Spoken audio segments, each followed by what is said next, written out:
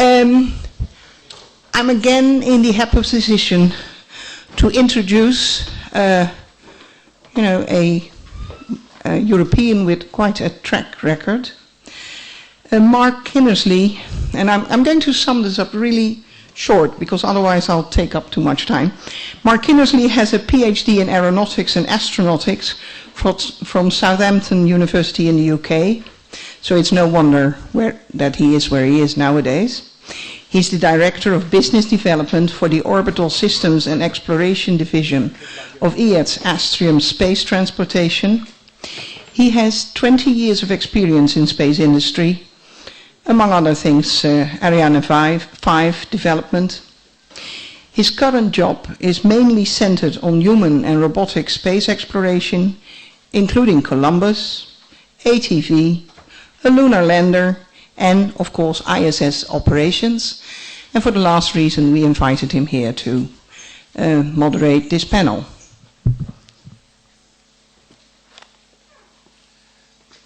Thank you very much for the kind introduction. I hope you all have had a nice lunch and have not drunk too much wine, because I guess the people from the US will be starting to get tired now.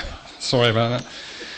No, thanks for the introduction. What I'm going to do is just introduce the panelists very quickly, and then we'll jump into the obviously the presentations. Can I get the first one up? Just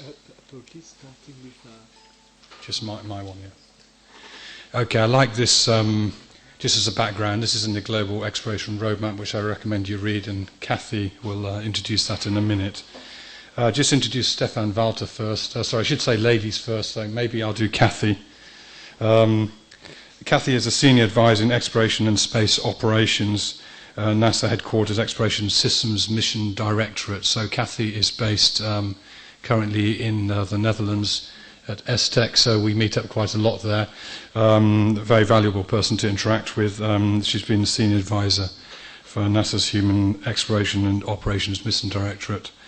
And she contributes to the development and implementation of strategies for international partnerships in space exploration. So it's going to be interesting to hear her discussion.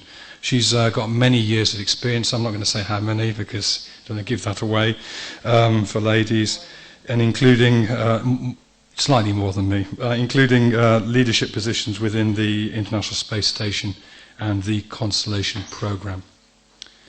I'll start with Stefan Walter. Stefan is a dear colleague of mine. He has his doctorate in physics from the University of Gießen, and he joined ERNO, which is the forerunner of Astrium today in Germany, Entwicklungsring Nord.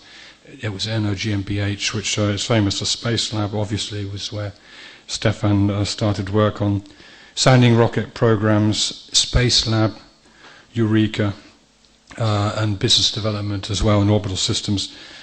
He's the managing director of a joint venture with Lavochkin, where we have a joint venture, Astrium and Lavochkin, in the realm of exploration. And he's also, his main job is the director of market development. That's the key account manager for North America and Russia. So he's sometimes at home. So I'd like to welcome Ed. Ed Hodgson is a technical fellow in the Space Systems Department of Hamilton's Sundstrand, and he's worked in human support and environmental control technology and system development over the last 30 years. He's focused on spacesuit systems technology and portable life support, but has included contributions in aircraft systems, submarine life support systems, and space vehicle systems as well. He's been selected as a NASA Institute for Advanced Concepts Fellow based on his chameleon suit concept for an advanced EVA system, and has supported NASA by participating in the EVA Technology Forum, numerous NASA workshops, and serving on an NRC review panel for NASA Health and Human Support Systems Technology Planning. He's got a bachelor's degree in engineering physics from Cornell University and a master's in physics from SUNY at Stony Brook. Last but not least, Dr. Chris Sallaberger is the Vice President of MDA, responsible for space exploration, advanced systems and business development. MDA is well known. It's Canada's largest space company. Chris, prior to joining MDA, worked for the CSA, where he held a variety of positions, including management of strategic development and manager of space exploration. So he's got a very long background in that. He worked for the European Space Agency in the Netherlands and for IBM in Canada. And he speaks more languages than I do, which is very good. There's numerous technical and programmatic publications and patents. He's got a degree from the University of Waterloo, University of California at Berkeley, and received his doctorate at the University of Toronto in aerospace science and engineering. He's appointed a lifetime member of the IAA in 2000. And interesting enough, just to outline, he was actually a graduate of the first class of the International Space University, held at MIT in 1988, and is currently Vice Chairman of the ISU Board of Trustees and member of the ISU faculty. He's an adjunct professor of aerospace science and engineering at University of Toronto and is director of International Lunar Observatory Association, as well as trustee of the International Institute for Space Commerce. He's represented the Government of Canada on International Mars Exploration Working Group and was a member of the Japan-Canada Space Panel. He sits on several boards of companies and corporations, charitable foundations, speaks a number of languages, as I said, and we can test him later, perhaps, and is currently the chairman of the Space Exploration Committee of the International Astronautical Federation. Thank you very much. So I just maybe introduce you to the subject a little bit. Say thank you for being here. It's first time I've been to Strasbourg, so I'm very happy as well to be here. The title of the panel is Transitioning from ISS to Space Exploration to Exploration. So it can mean many things. What are the thoughts and plans of the world space agencies? Potential roadmaps. This will be first presented and discussed by Kathy. Then what are the major challenges and differences between LEO operations, ISS, and deep space? This will be covered by Ed Hodgson. European capabilities will be addressed by Stefan Walter. And finally, Chris will discuss about the use of robotics to complement human exploration as well. So just to summarize, and basically the world's largest in-orbit laboratory is the ISS. It's a unique infrastructure, and obviously with microgravity space conditions. It actually goes around the sun once per year, so one could think of it as the ideal interplanetary testbed.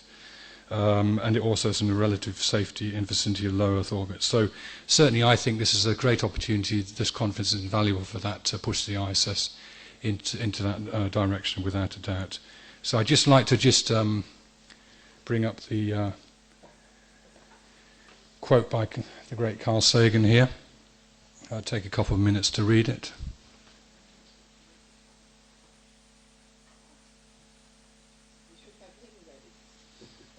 We could, yeah, we're not that advanced at the moment, but it's certainly, I think I want to bring out here the inspirational factor of space exploration, in particular human space exploration, and I think this really brings it to the point, essentially. So first I'll welcome my first speaker, Kathy. Thank you.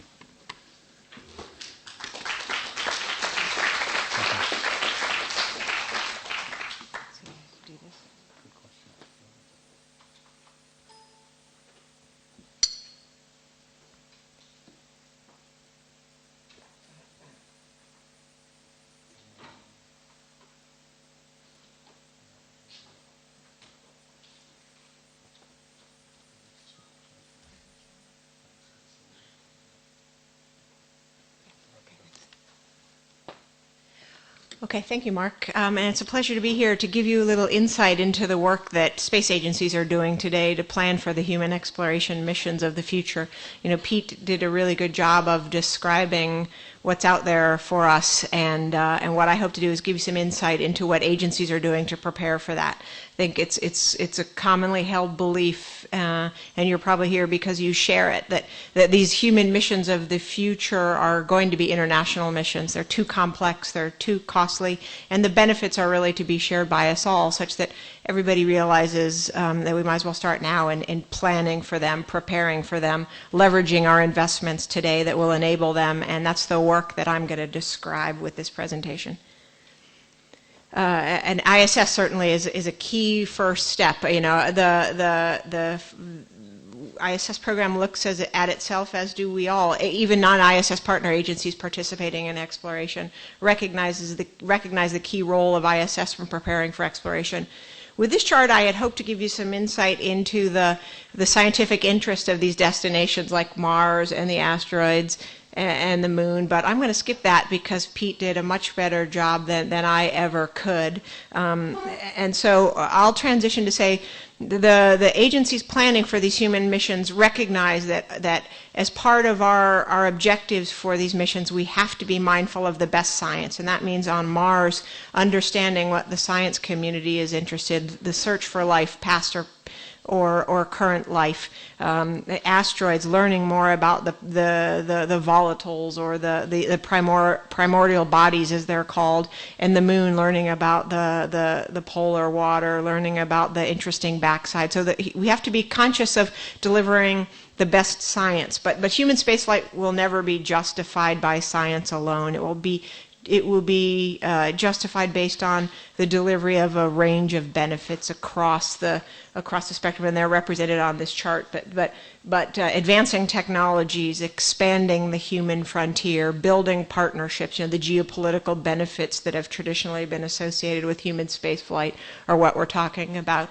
And then also the commercial expansion. I think, as Pete did a great job of explaining, the government's role when they invest in these multi-billion-dollar endeavors, the governments don't need to overpromise everything to everybody, but governments need to thoughtfully define steps that respond to the interests of a broader group of stakeholders, and including and in that is a recognition that the first steps, the hard steps, are usually done by governments, and then and that creates the commercial opportunities to follow.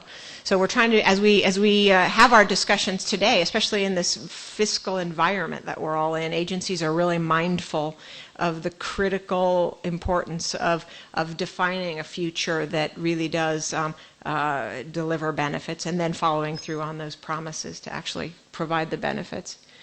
So the work that agencies are doing is through a forum called the International Space Exploration Coordination Group, and also through the ISS partnership as a core group of agencies that have formed a partnership. We're meeting through this ISEG, the International Space Exploration Coordination Group, with a broader set of agencies interested in exploration, and we.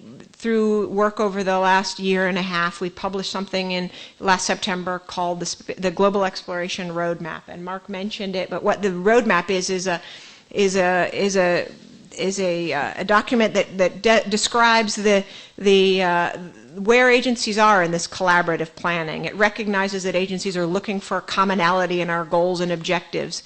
It recognizes that agencies are talking together about mission scenarios that can meet our common goals and objectives. And then what kind of things are we spending our money on today that provide opportunities to leverage our investments? So how can we set up the right value-added discussions now that inform each of us to make decisions on our own about spending the money that we have today to prepare for our role in the future? So this first iteration was released last September. If you haven't seen it, it's available on the ISEG website or on the NASA website. Several participating space agencies have posted it, and I encourage you to read it. We're planning to update it periodically so that it will always represent a relatively timely look at where agencies are in planning the human explorations of the missions of the future. And it reflects the common understanding that we have a shared goal of Mars as sort of the near-term destination that we can imagine today, not as the final destination, the ultimate destination, but the most challenging one we can envision today. And how can we go from where we are on ISS to these intermediate destinations like moon and asteroids on the way to Mars. So that common strategy is reflected in this chart. You see that everybody, even non-partner, ISS partner agencies, recognize the critical importance of ISS, and you'll hear more about it in panels later in this conference.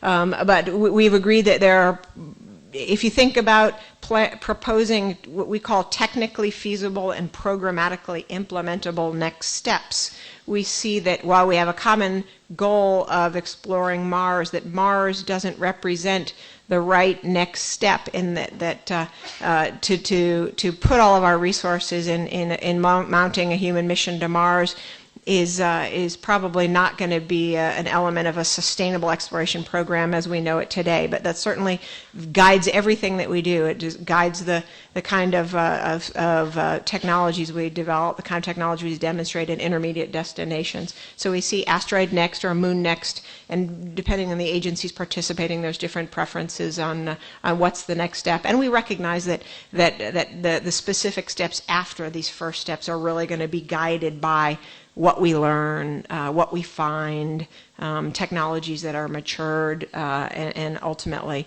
will lead us in the direction of humans sustainably exploring the Mars system, including Phobos, Deimos, and the surface of Mars ultimately, or as we can imagine today ultimately. And so in the global exploration roadmap, you'll find a more specific elaboration of these mission scenarios. One is called asteroid next. So this one is to Mars with an asteroid as the next step. And in this scenario, we envision deploying a habitat in cislunar space at a Earth-Moon Lagrange point, or EML1 or 2, and we envision the crew going there for a period of time, validating the readiness of critical systems, making sure we can live without the supply chain before we go into deep space. Just even doing some scientific activities on the moon while in this cislunar location. So preparing for the next major step is to then explore an asteroid together. So the asteroid next is in that light. It includes 2 trips to asteroids, and then after that we say, okay, we've got confidence in our advanced transportation systems, we've got confidence in our life support systems and the kinds of capabilities we need to explore deep space, and we're ready to take the next step. Moon to Mars with moon is the next step, or moon next is a scenario that also takes advantage of cislunar space. So we've got an early development of the descent stage of the human lunar lander. It enables us to put a large-scale robotic elements on the surface of the moon, and these robotic elements, in conjunction with planned lunar missions of various partner agencies like the ESA lunar lander or Chandrayaan-2 or Selene-2, if that comes to be. These planned lunar missions together with a large-scale human robotics allows us to not only do some preparatory activities for the human missions, but also learn a lot about, can we really extract these resources at the poles? Can we use them in influencing a human architecture going forward? Those kinds of questions. Then ultimately, when the money's available to finish the human lunar lander, then we postulate 5 years later, the humans go to the surface of the moon. And in this scenario, unlike Constellation, this scenario is a short stay on the moon. Its agencies are going there, seeing what's there, testing the key capabilities for planetary surface exploration, and doing priority science, and not making a commitment up front to build a habitat and stay there, but get there, see if there are reasons to stay. We've got the fundamental capabilities to do that, and that agencies can decide to do that, or there may be some commercial reason for doing it at that point in time. To influence the work, we talk a lot about, want to make sure, with a group of 12 space agencies that contributed to this work, we want to make sure we have enough common values, common vision. So we developed things that we call strategic principles, and it enabled us to make sure we have the common priorities that will guide our planning going forward. And this is in addition to the objectives, the specific scientific objectives, if you will, or technology maturation objectives. But I'll just briefly discuss them. But a capability-driven framework, what we mean by that is there's a lot of capability demonstrated by agencies around the world today. Let's build on that. Let's evolve what we know to enable the next generation capabilities and the advanced capabilities that we need to go further and do more. Exploration value. Be mindful that the investments need to deliver value to our stakeholder. Partnerships, build the partnerships. We need early, visible opportunities for everybody. Provide a robust program, make sure that it's affordable, and recognize that human and science robotic missions exploring these destinations needs to be a partnership. So that's basically a summary of the activity. This is an iconic chart to summarize the content of the document. I encourage you to take a look further and look for the second iteration, which we planned end of this year, early next year. So thank you.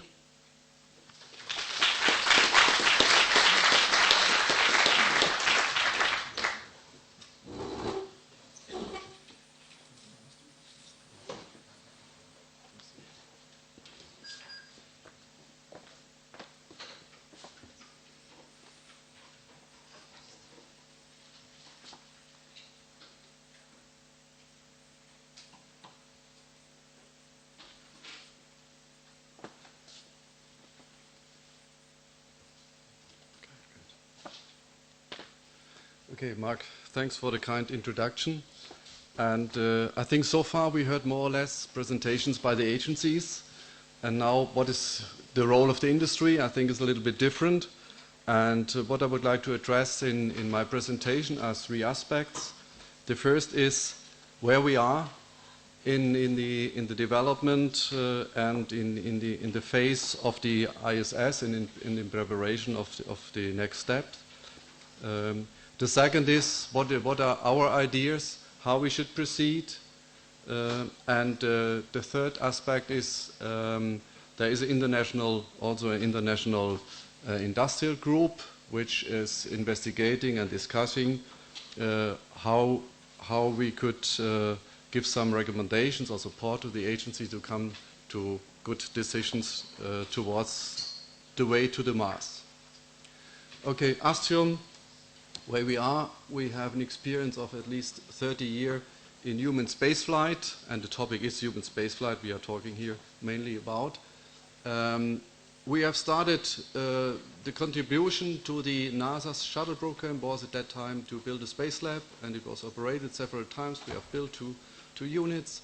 Then we have developed a free flyer Eureka. Then the time has started with the International Space Station. This means the Habitat, the Columbus module, and a logistic vehicle, ATV. And just in these days, ATV-3 has docked to the International Space Station, is supplying with all the material which is needed and reboost function. And I think further 2 ATVs will be built, and let's say to satisfy also the obligations we have with NASA in this area.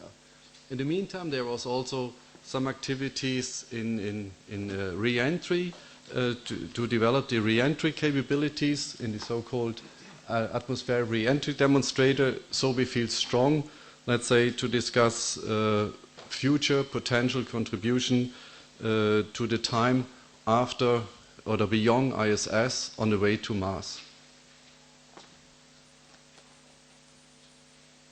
I think this is more in detail, but you are familiar, and I won't go in details. The main elements I have mentioned, these are the habitat, this the logistic vehicle. We are in charge of the industrial operations. We have mainly built a huge kind of payload equipment for the International Space Station, and beside that, of course, there are a lot of subsystems built for ISS data management systems and robotic systems, and we have a huge capability for future challenges.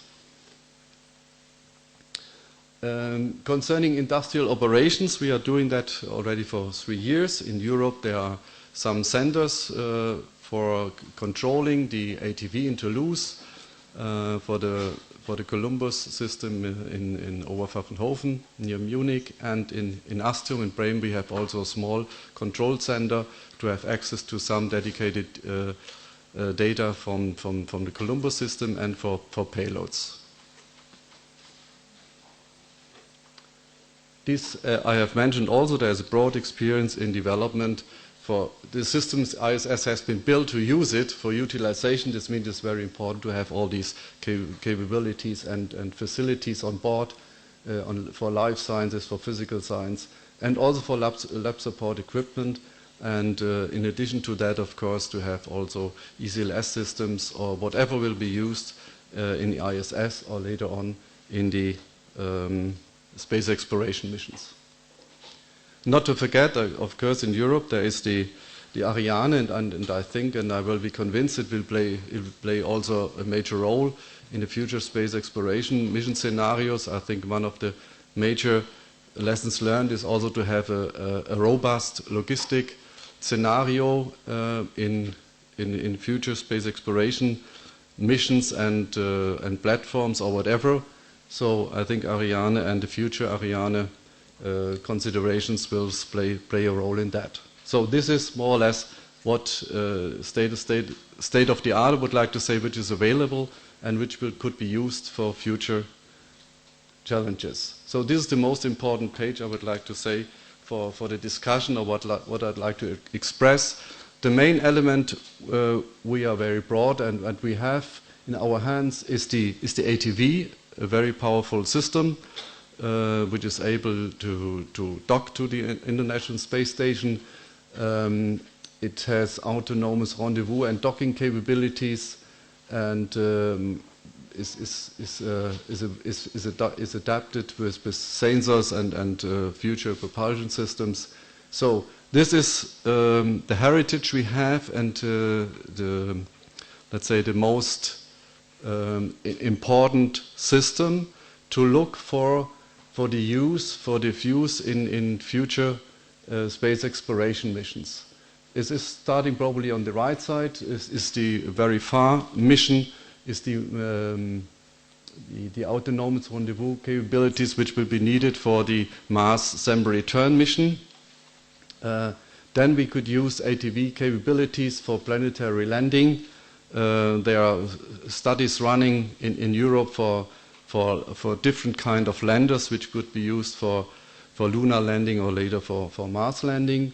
And the most important for the actual activities and actual discussions is what will be done, or which is the next step in space exploration. This means beyond LEO, beyond ISS, starting with deep space platforms or missions. There we have some discussions also with NASA in these days, what could be used after ATV-5. It could be a contribution already to the two main elements which have been decided within NASA for space exploration. This is the Orion capsule and the SLS system. So it could be used, the heritage from ATV, to build a service module, but there are also other discussions or thoughts, I would like to say, how we could satisfy, or what kind of contribution it could be for the next scenario of space exploration missions. It could be also a small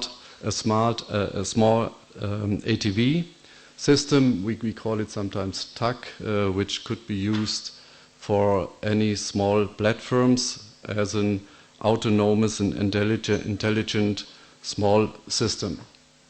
So these are discussions are very actual and going on, and it will be, and is very important, let's say, for the European contribution at least for the next step in the space exploration activities.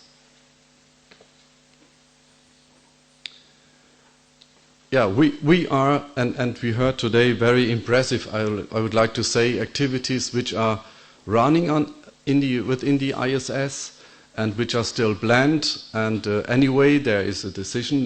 The ISS will be continued at least till 2020. So I think this is the right time to use the ISS, to increase the utilization and use it for further technology developments and for the preparation of the next step. I think this is very important.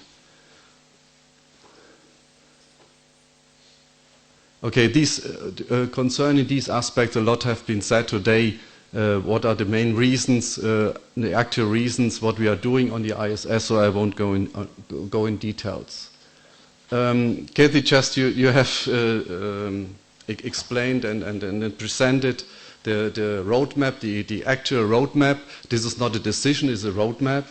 And of course, within this roadmap, there is already, let's say, some options or where we could proceed. And the industrial role is not to decide where you should go, or the agencies, but nevertheless we have some ideas what could be done, and so this is the reason. Coming to the third aspect I would like to address, there is this international interagency group which is in charge of, or is elaborating this roadmap, and we thought it's a good idea, let's say, to have also an international industrial group, and to use the lessons learned we have on the industrial side, how we could attend or we could support the decision process, how to proceed. I took here the paper, or let's start with the introduction of that. In 2009 we have created, together with Lockheed Martin, with Energia and with MHI, a core team at that time, starting to discuss what could be the industrial aspects towards the space exploration. Is a very complex issue anyway, and we thought it would make sense.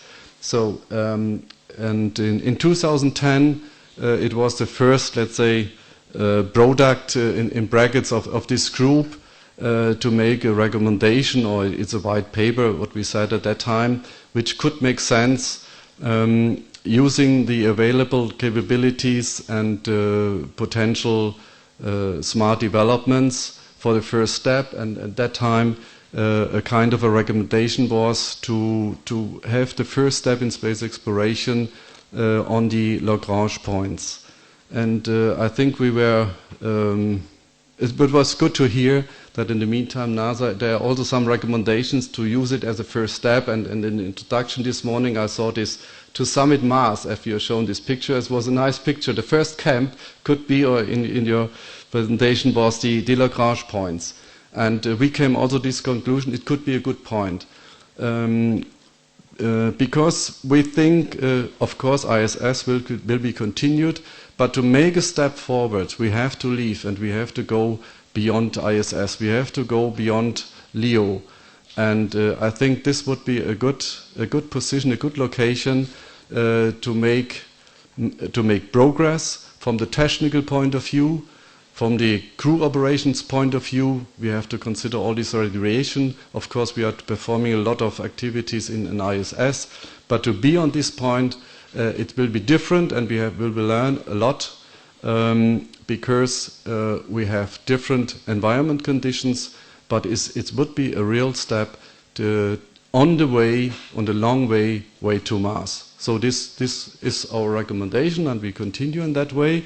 In the meantime, we have enlarged this group. Yesterday we had a one-day meeting with the enlarged group. It's Boeing with Chris from MDA, and so I think we feel quite powerful in that sense that we have a lot of experience, and we would use this experience to avoid probably failures which have been made in the past, and to look for standardization, to use existing elements, and so I think it's our impression it was very fruitful, and we will continue, let's say, to give to the agency some support, what we think could make sense.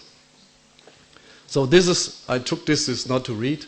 I took this because this was our white paper we have presented at that time, and we will continue in that way, and probably in the near future we could present to the agency a further step towards much more precise recommendations, what we would recommend, but of course we will follow the agencies in the frame of the process concerning a decision of a destination. So far no destination has been defined, only a roadmap. 2 elements are in development, but I think what would be important in the near future would be to have a destination beyond ISS and to start with these activities. Okay, this is a nice picture from ESA.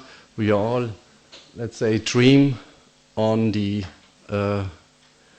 mission to Mars, but it will take a long time, and we feel it's also the time to make a decision beyond ISS, and it could be Lagrange point, but whatever. I think it would be a challenge to go also already. The first step is a small step if we look to the roadmap, but it will be an important step. Thank you.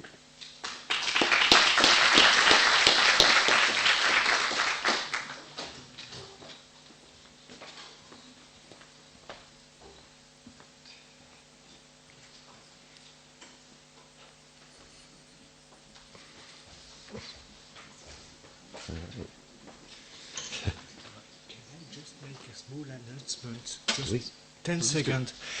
It's just to let you know that the wireless network login page should work again. We changed our website to the new website for the 25th anniversary. That's why. But now if you just close your browser and you reopen it, it should work. Well, I'm delighted to be here with you. This is, I think, an interesting and a very important step for us to take in trying to align ourselves and move out into space. We've heard a lot today from many speakers about the magnitude and the diversity of the challenge that we face in trying to make the transition from the space station to Mars. I'm going to focus us down for the next 5-10 minutes into one very essential aspect of that transition, because it's what I know something about and what I care about deeply, and that's the question of human life support. So the real question is, in terms of human life support, why is this such a challenge? What's changing? We've been doing human life support in space for a great many years now. We have run and built systems that have operated intermittently for decades in the space shuttle. We have now the ISS as a reality in space, and it's been there for 10 years, permanently manned, and it's operating. People are surviving, so life support obviously works. But there are a number of things that are going to change very dramatically as we move on to make the transition from space station to Mars. First of all, we're going a lot farther from home than we have ever been. When we decide we're going to Mars, the physical distance is going to change by orders of magnitude. People have talked about the fact that we're going to experience communications delays. We will experience isolation. And those things will impact the way the crew has to interact with their life support systems, their abilities to maintain it. We've talked about that. In addition, we're going a lot farther from home in terms of the change in velocity that's required to get there and get back. And that delta V change has very important implications for the demands that we place on life support systems for the crew. The penalties that we will incur for the consumables the crew has to use, for the equipment itself, for the expendable supplies that support that equipment, all will increase dramatically. The duration of those missions is changing.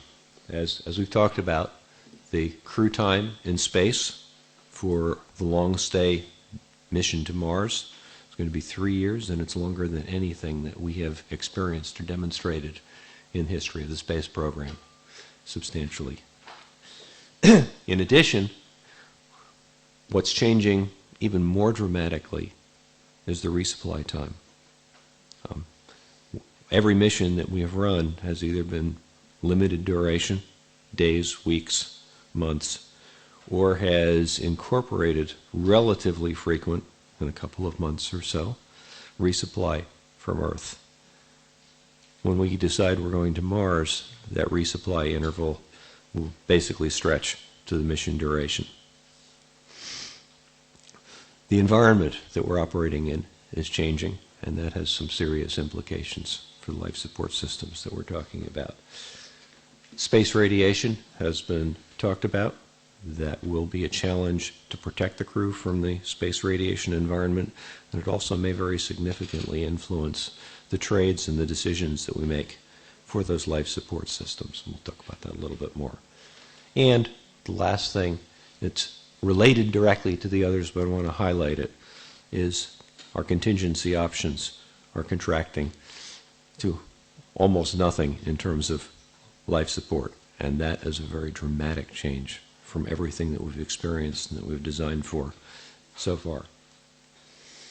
So, talk about changing distance. Exploration is going to take us orders of magnitude farther from home, and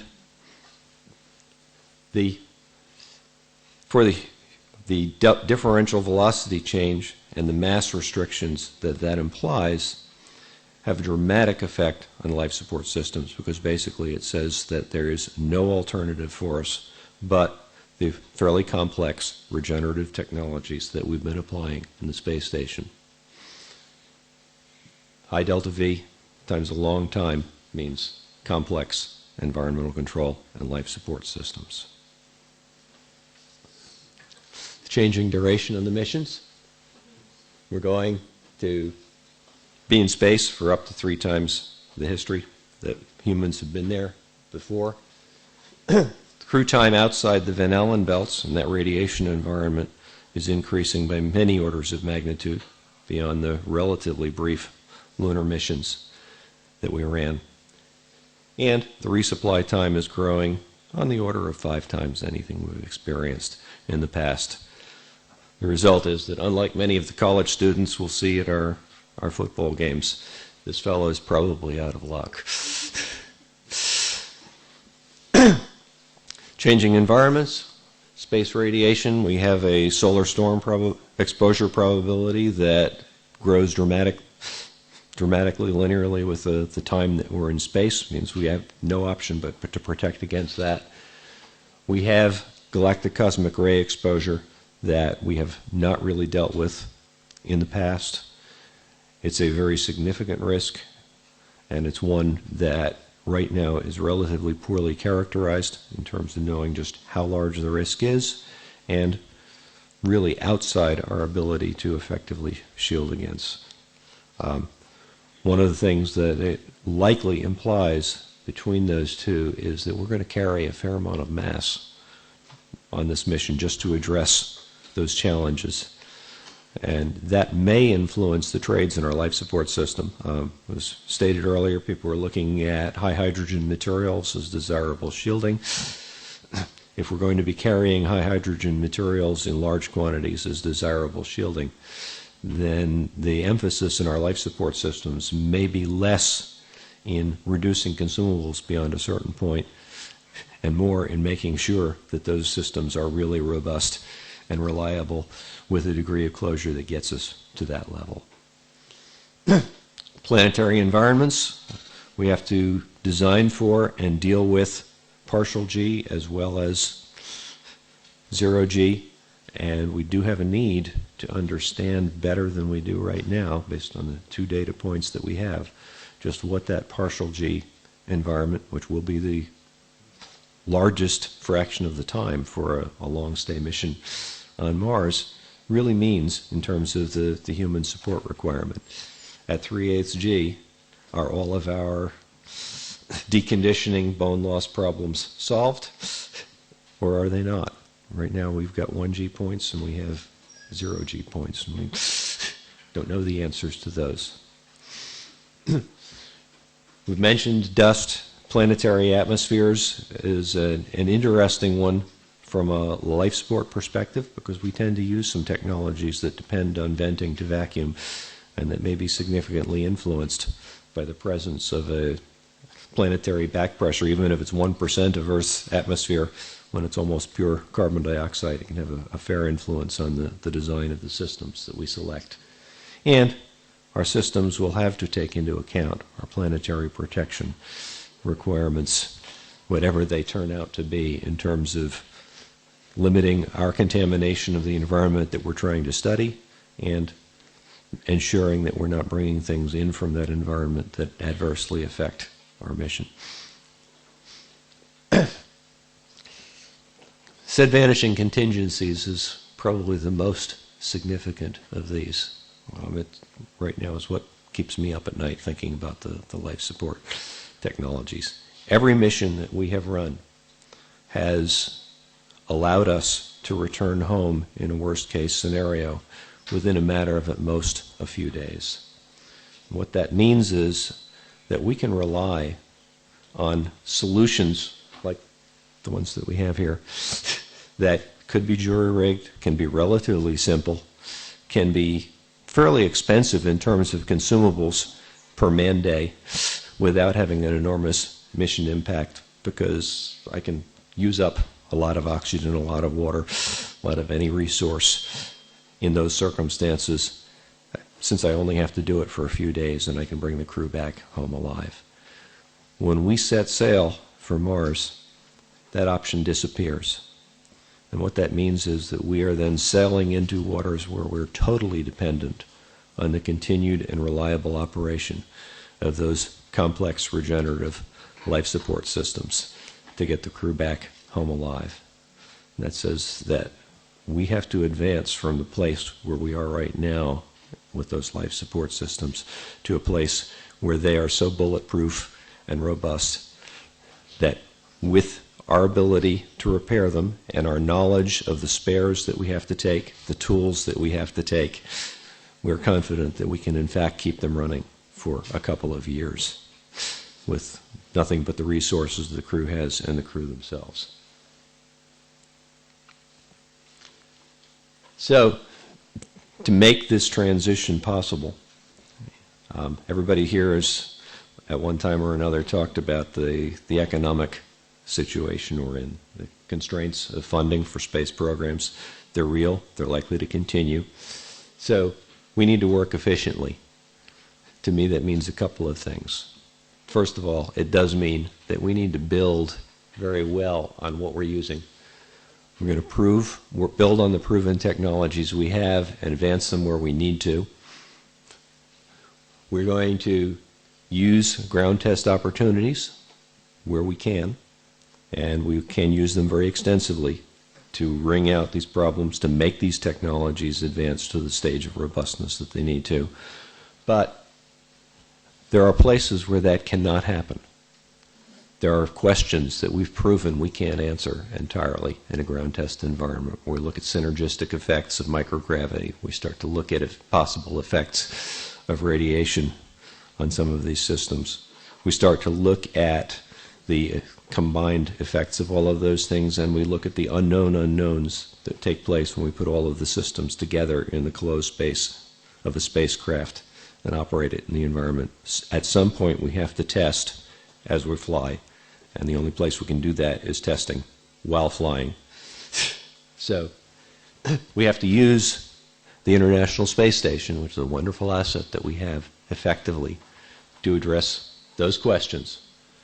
Maturing, refining the current ISS technologies, preparing and evaluating alternatives to those technologies where we can make advances, moving those technologies into that flight test environment, and making sure that we really understand the crew risks and the remedies that we're applying in the context of that long mission that we're setting out to put ourselves into. And one more step that we need if we're really going to test as we fly, and if we're going to have systems that are robust enough for us to set sail for a 3-year mission and know that we're going to bring the crew back home alive with a high level of confidence, is we really need another platform.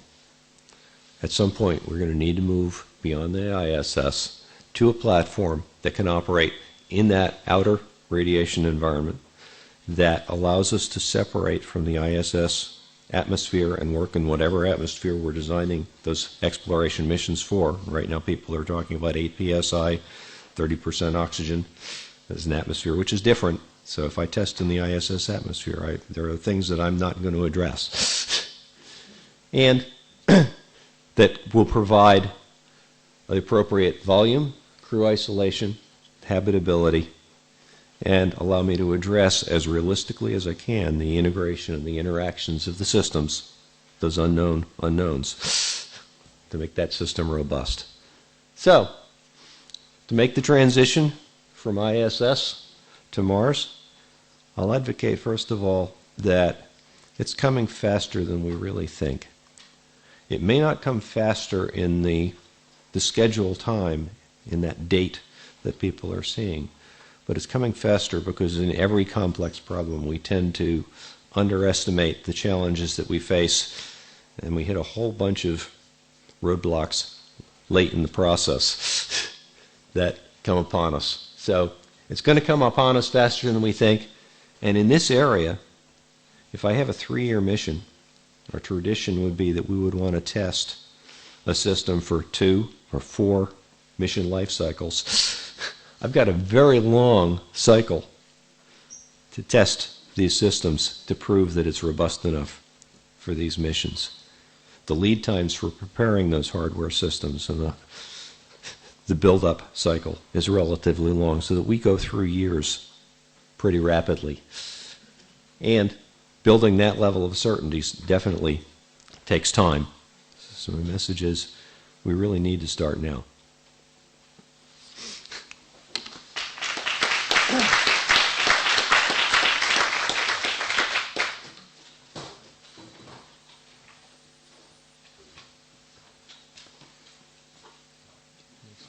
What to do here?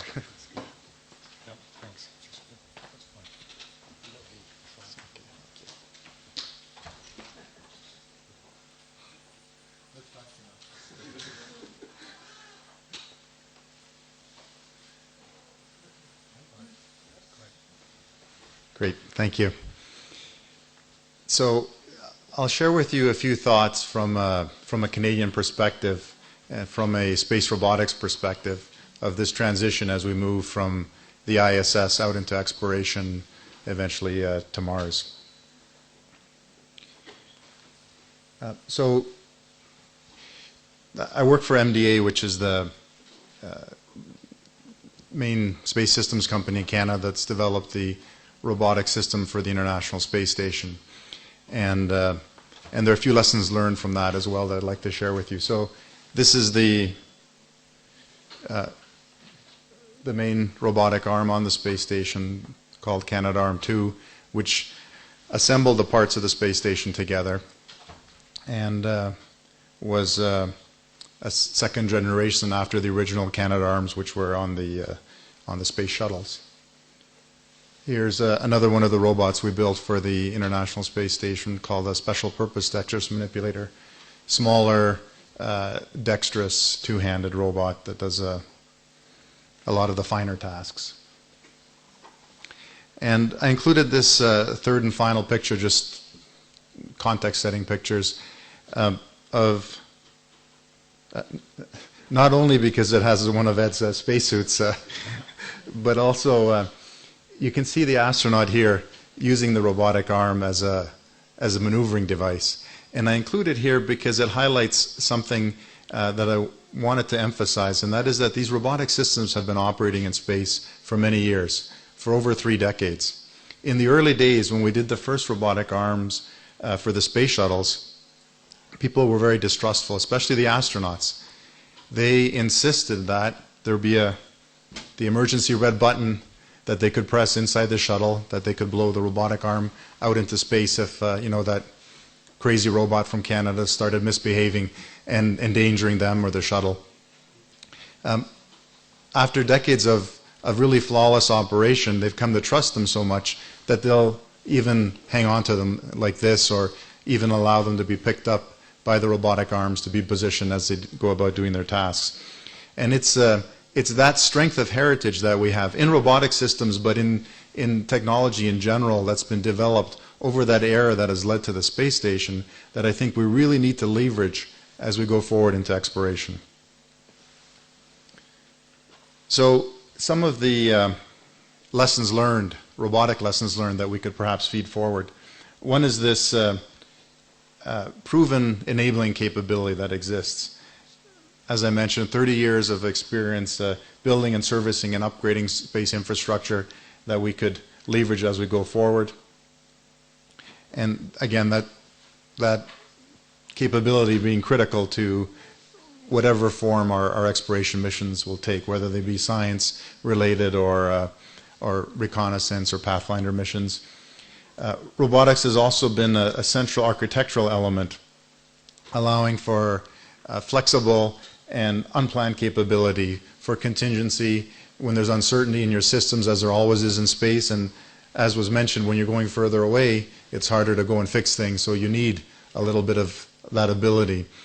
And one interesting data point, the robots that we built for the space shuttles ended up doing unplanned activities on over 50% of the missions that they were on.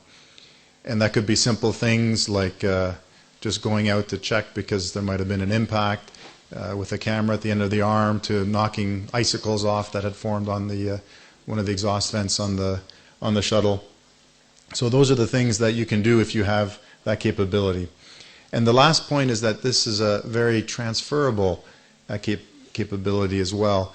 The systems that were developed on the shuttle were evolved and used, upgraded and used on the space station. Those systems have been used for on-orbit servicing activities. We've also taken from those missions the robotic technologies and built them into some of our planetary robotic arms.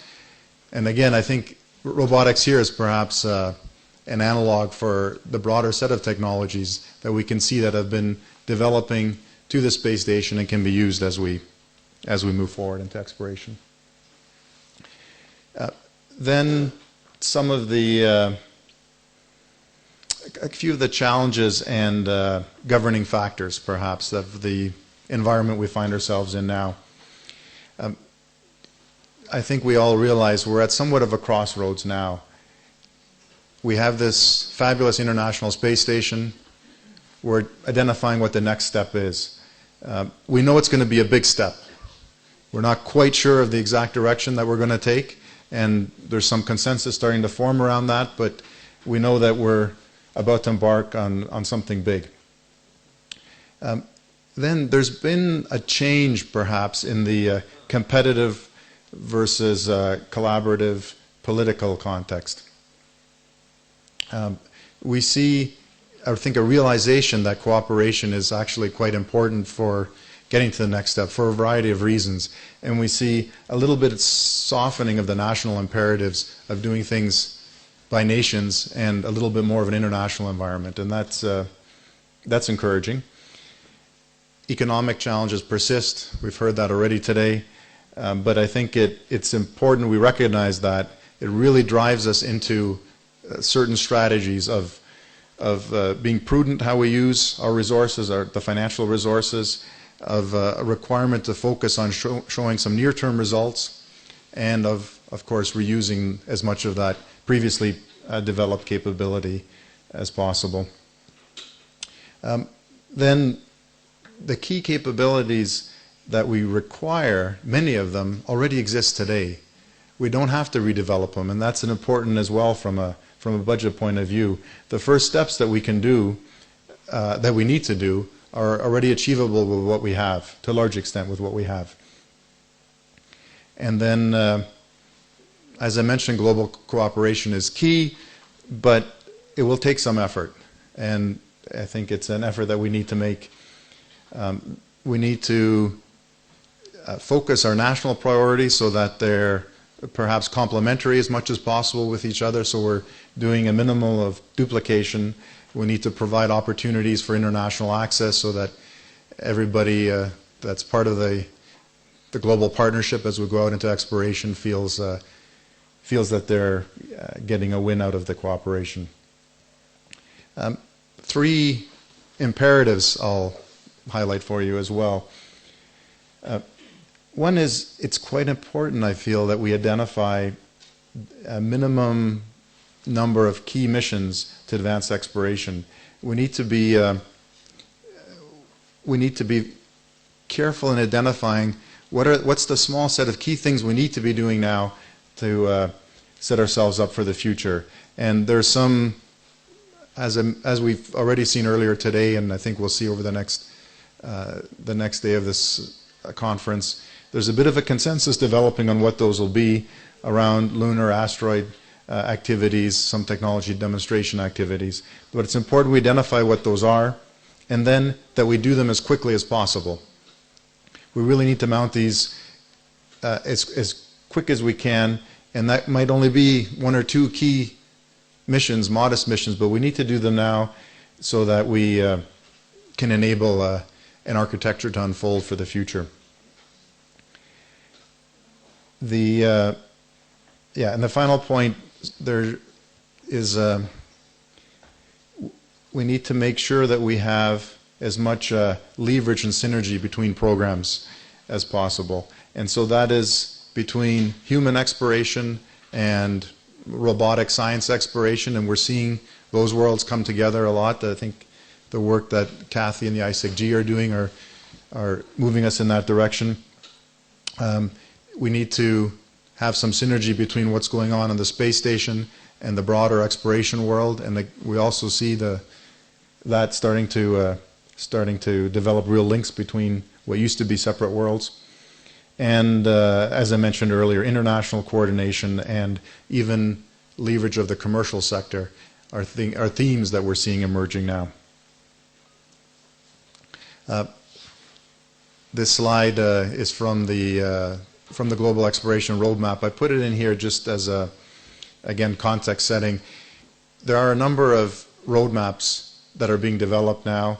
I particularly like this one, but there are a few out there, but we see this consensus starting to emerge where the key elements are do some things on the space station, get your value out of that, look at the moon and asteroid missions and some cislunar infrastructure on the path there to eventually going towards Mars and first precursor missions and eventually humans. And most of those scenarios end with human Mars missions. And that seems to be pretty much a consensus internationally. So let me just briefly look at each of those areas and identify for you some thoughts. Again, perhaps from a robotic perspective, what the key near-term steps are in each of those areas and what the key capabilities are and what we're doing about it right now. So for the use of the International Space Station, our low Earth orbit infrastructure, we really need to use it and leverage it as we go forward. So it can become a staging post. We can use it to do science experiments, also technology development demonstrations. The kind of things we need there are servicing robotics, rendezvous and docking capabilities, telepresence capabilities, and other robotic platform support for technology development activities, human-machine interfaces. So there's a fair bit of activity now on the space robotics area. We've already heard twice today about this robotic refueling mission. I think that will become key, especially as we mount these longer distance missions. This ability to refuel our spacecraft in orbit, that's going on now. And within Canada, we're developing the next generation of space robotic systems as well. As we move out from the space station and develop some cislunar infrastructure. And the groups that Stefan mentioned and Kathy as well are talking increasingly about a Lagrangian outpost for human activities as a logical next destination. So if we take that as perhaps the emerging goal for that element of exploration, we would need an ability to assemble and service whatever infrastructure we build up there, rendezvous and docking capabilities in deep space where we're far away from the Earth, potentially telepresence as well, that we could operate, for example, assets on the lunar surface from a Lagrangian outpost.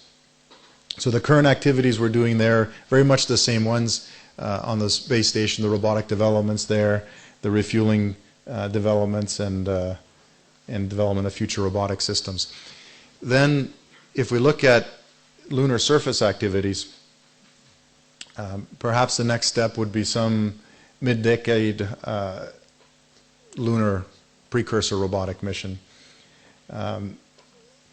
Probably science-driven, perhaps starting to look at some quantification of resources with a thought towards ISRU, in situ resource utilization.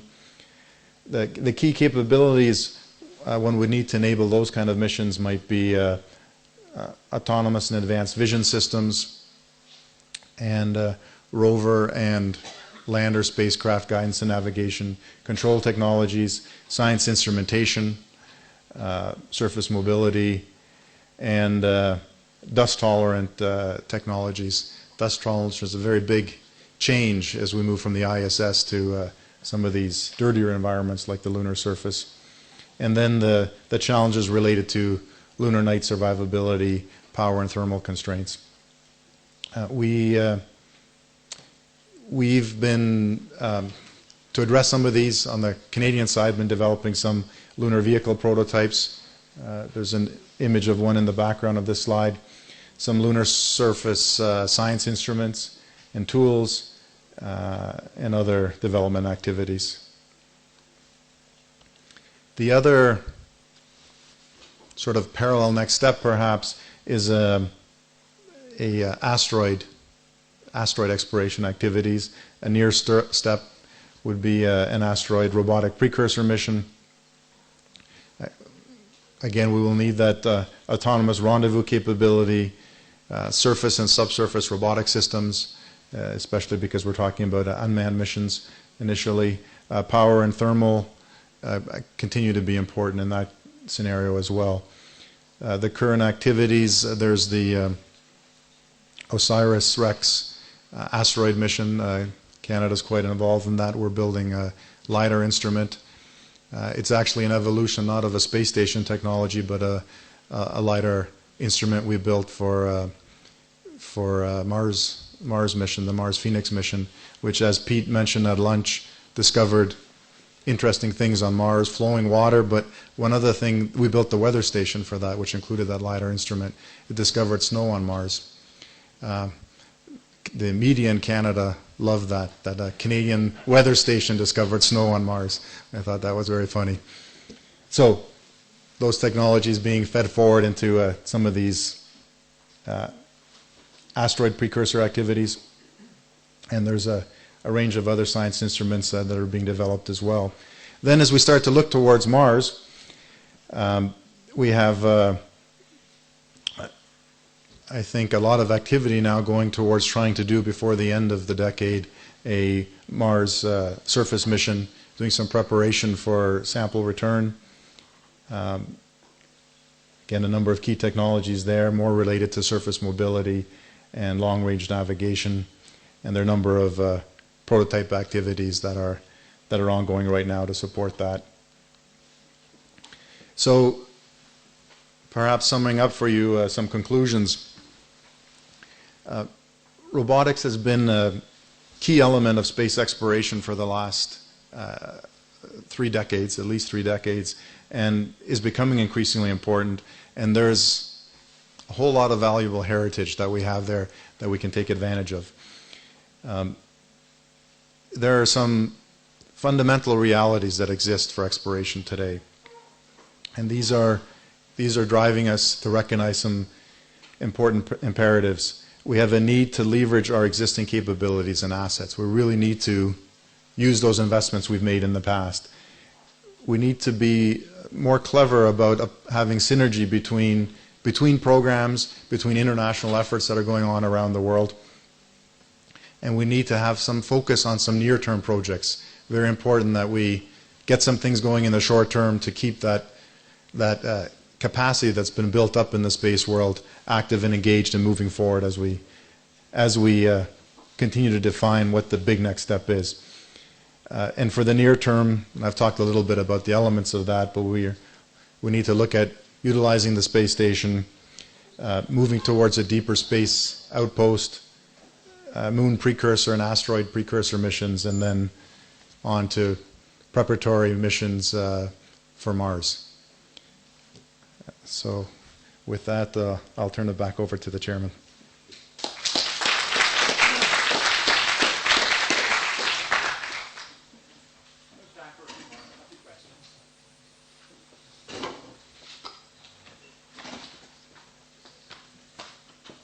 Any questions? I guess the microphone will be handed out. Anybody puts their hand up? Ah, okay. I think there's a gentleman at the back. There.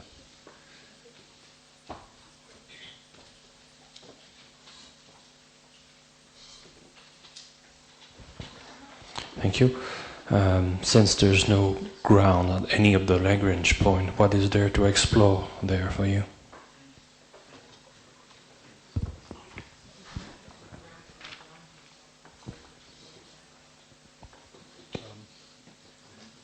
I'll just repeat the question, Stefan. It's there's nothing. Yeah. Okay.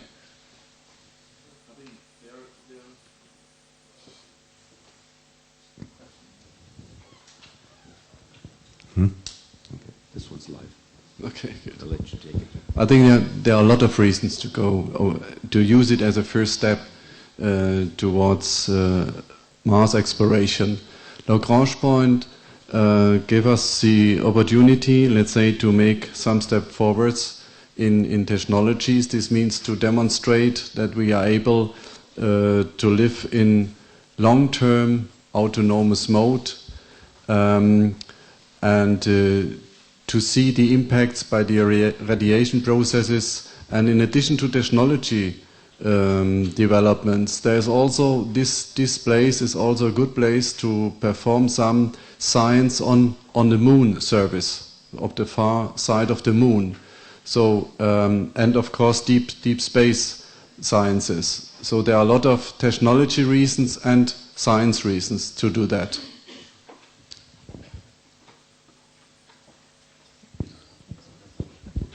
I'll add just one thing. I think a presence at a Lagrange point will also, following on what Stefan said, in exploring the moon, will help you not only learn things about the moon, but understand techniques and methods for a similar approach to exploring Mars. So ultimately, whether it's a Phobos-Deimos mission or a Mars orbit mission with robots on the surface of the Mars, it'll allow you to learn things about how to maximize the return on such a future mission.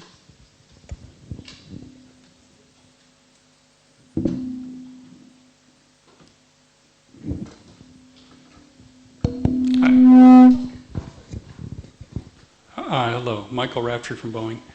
I think my question is for Chris, but open to anybody. Oftentimes, Mars exploration is characterized in terms of either human exploration or robotic exploration. Can you maybe address the ideas of partnership between robotic and human exploration, or in the pros and cons?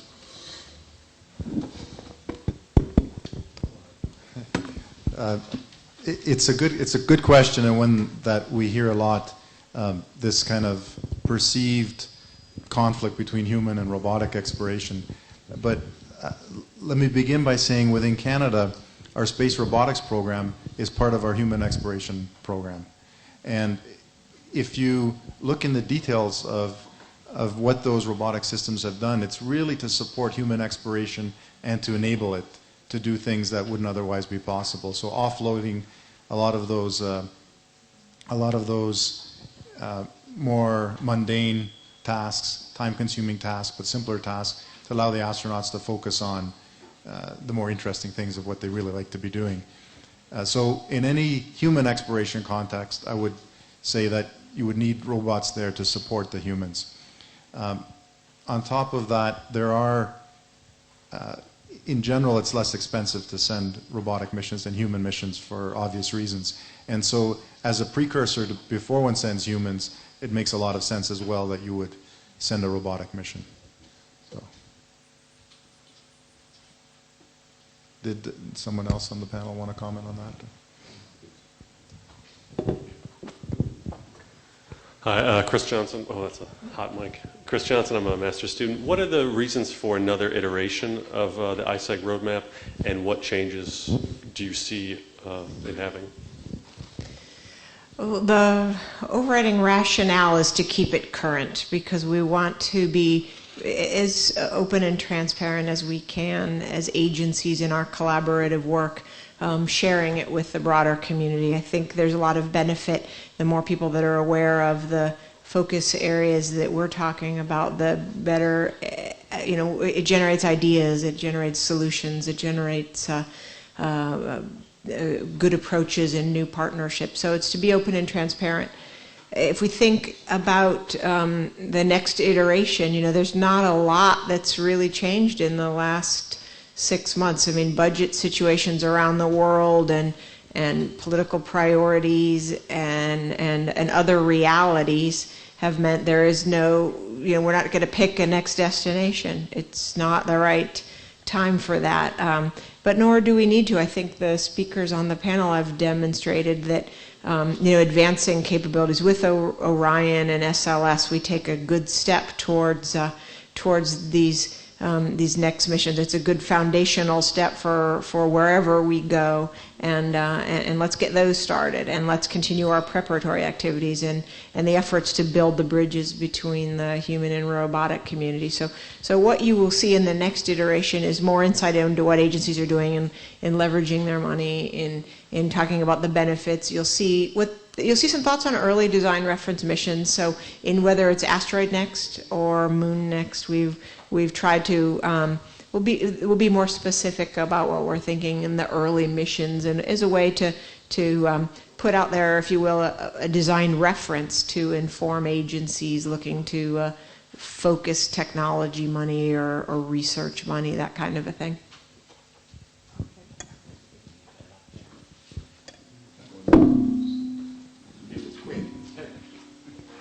Robert Veldhuizen.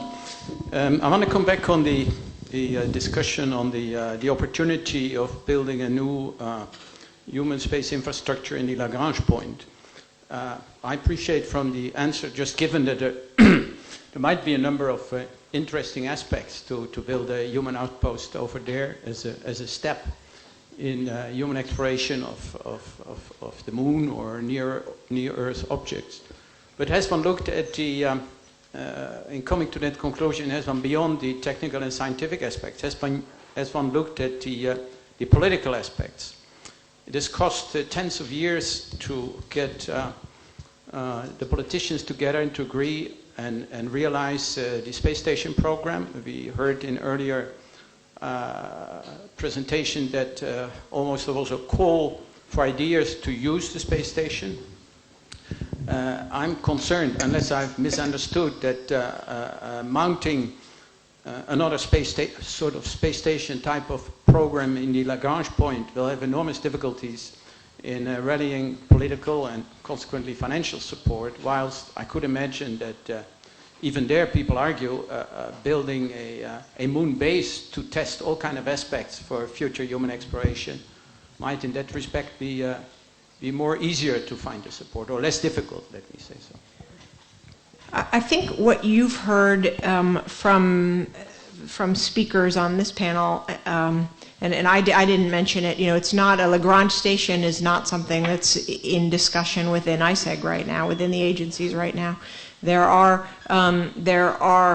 there's a lot of interest in cislunar space for a number of reasons, scientific reasons, advancing, demonstrating technology reasons. So like NASA is studying, so I speak for NASA now, like NASA studying a number of design reference missions associated with asteroid exploration. You know, we've got a very strong interest in mounting an asteroid mission in the middle of the next decade, and we're studying how to do that with the Orion and SLS as foundational capabilities.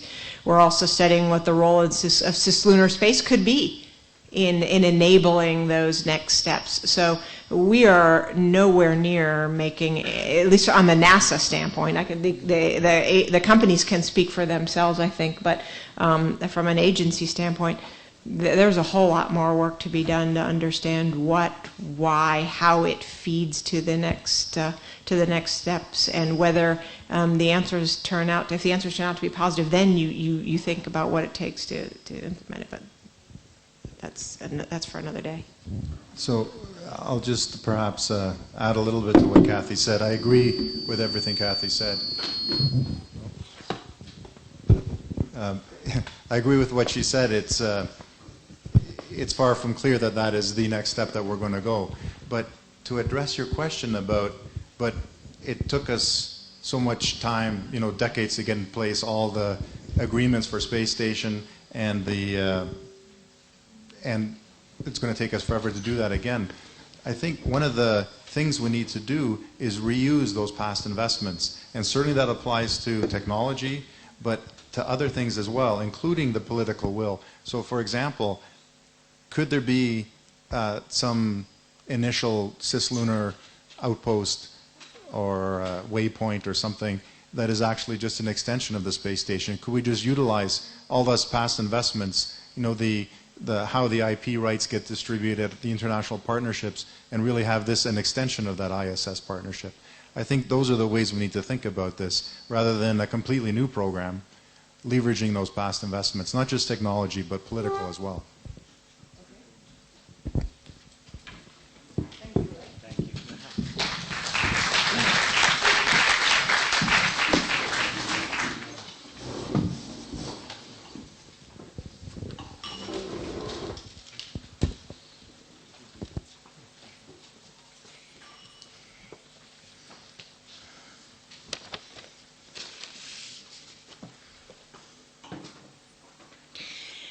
Again, I have the pleasure to announce a distinguished career of a European. If anyone is wondering why we mix, Chris and I have decided to divide the speakers according to where we live. So I take care of the Europeans, he takes care of the other side of the pond. Well, Bernd Feuerbacher holds a PhD in physics from the Ludwig Maximilian University of Munich. He worked for ESA as research scientist in the European Space Laboratory at ESTEC. During that work, several scientific discoveries he can put to his name during those times there. Bernd was the principal investigator for laboratory experiments on lunar surface material from the Apollo flights. He was a project scientist for various science missions like the first Space Lab payload. He was the deputy head of the astronomy division of the European Space Agency, director of DLR, professor of space physics of Bochum in Germany, and he has been active for 40 years in the International Aeronautical Federation, and now he is the president. I invite Bernd to tell us what his view is on ISS and Mars.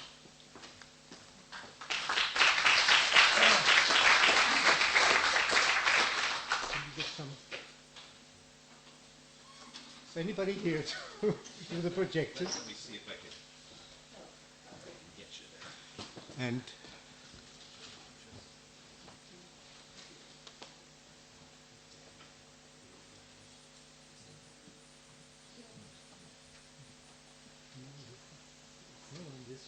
it's on another file.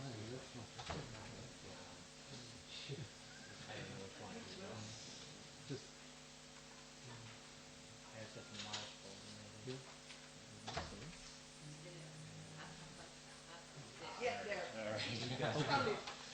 Can we get the lights dimmed a little bit? Just those. Okay.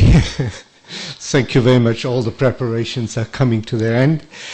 It is my particular pleasure to speak here to you today in this very distinguished environment. I'm really humbled by all the high-level expertise that is shared with you here today, and I would like to thank Artemis very much for this opportunity to be here today. It is ISS to exploration, the theme of your conference that I'm talking about, and it will be, I promise you, a very personal view. I'm not speaking for any agency, I'm not speaking for any industry, it is really myself as a person. So as a warm-up, before going into the future, I'm starting in 1952. This is a picture of the famous article of Werner von Braun in the Collier's magazine. And it was published 1952, which is quite remarkable to see that 5 years before the first satellite was up, this was already shown. And if you look at it, it's quite visionary. There's something that reminds vaguely of a space shuttle. There's something that looks like a space telescope, Hubble Space Telescope. This here reminds a little bit of a space tug like ATV or HTV. Only the space station that was foreseen at this time looks very, very different from what we have today. At this time, there were dreams, very specific dreams of science in Earth's orbit, but also of factories and colonies in space. Now, what I will explain to you is that the science in orbit has really materialized.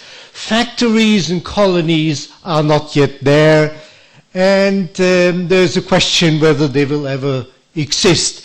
But let's be clear, at this time, the factories, the production in space, definitively was a driver, at least on the political side, for many of the developments that occurred.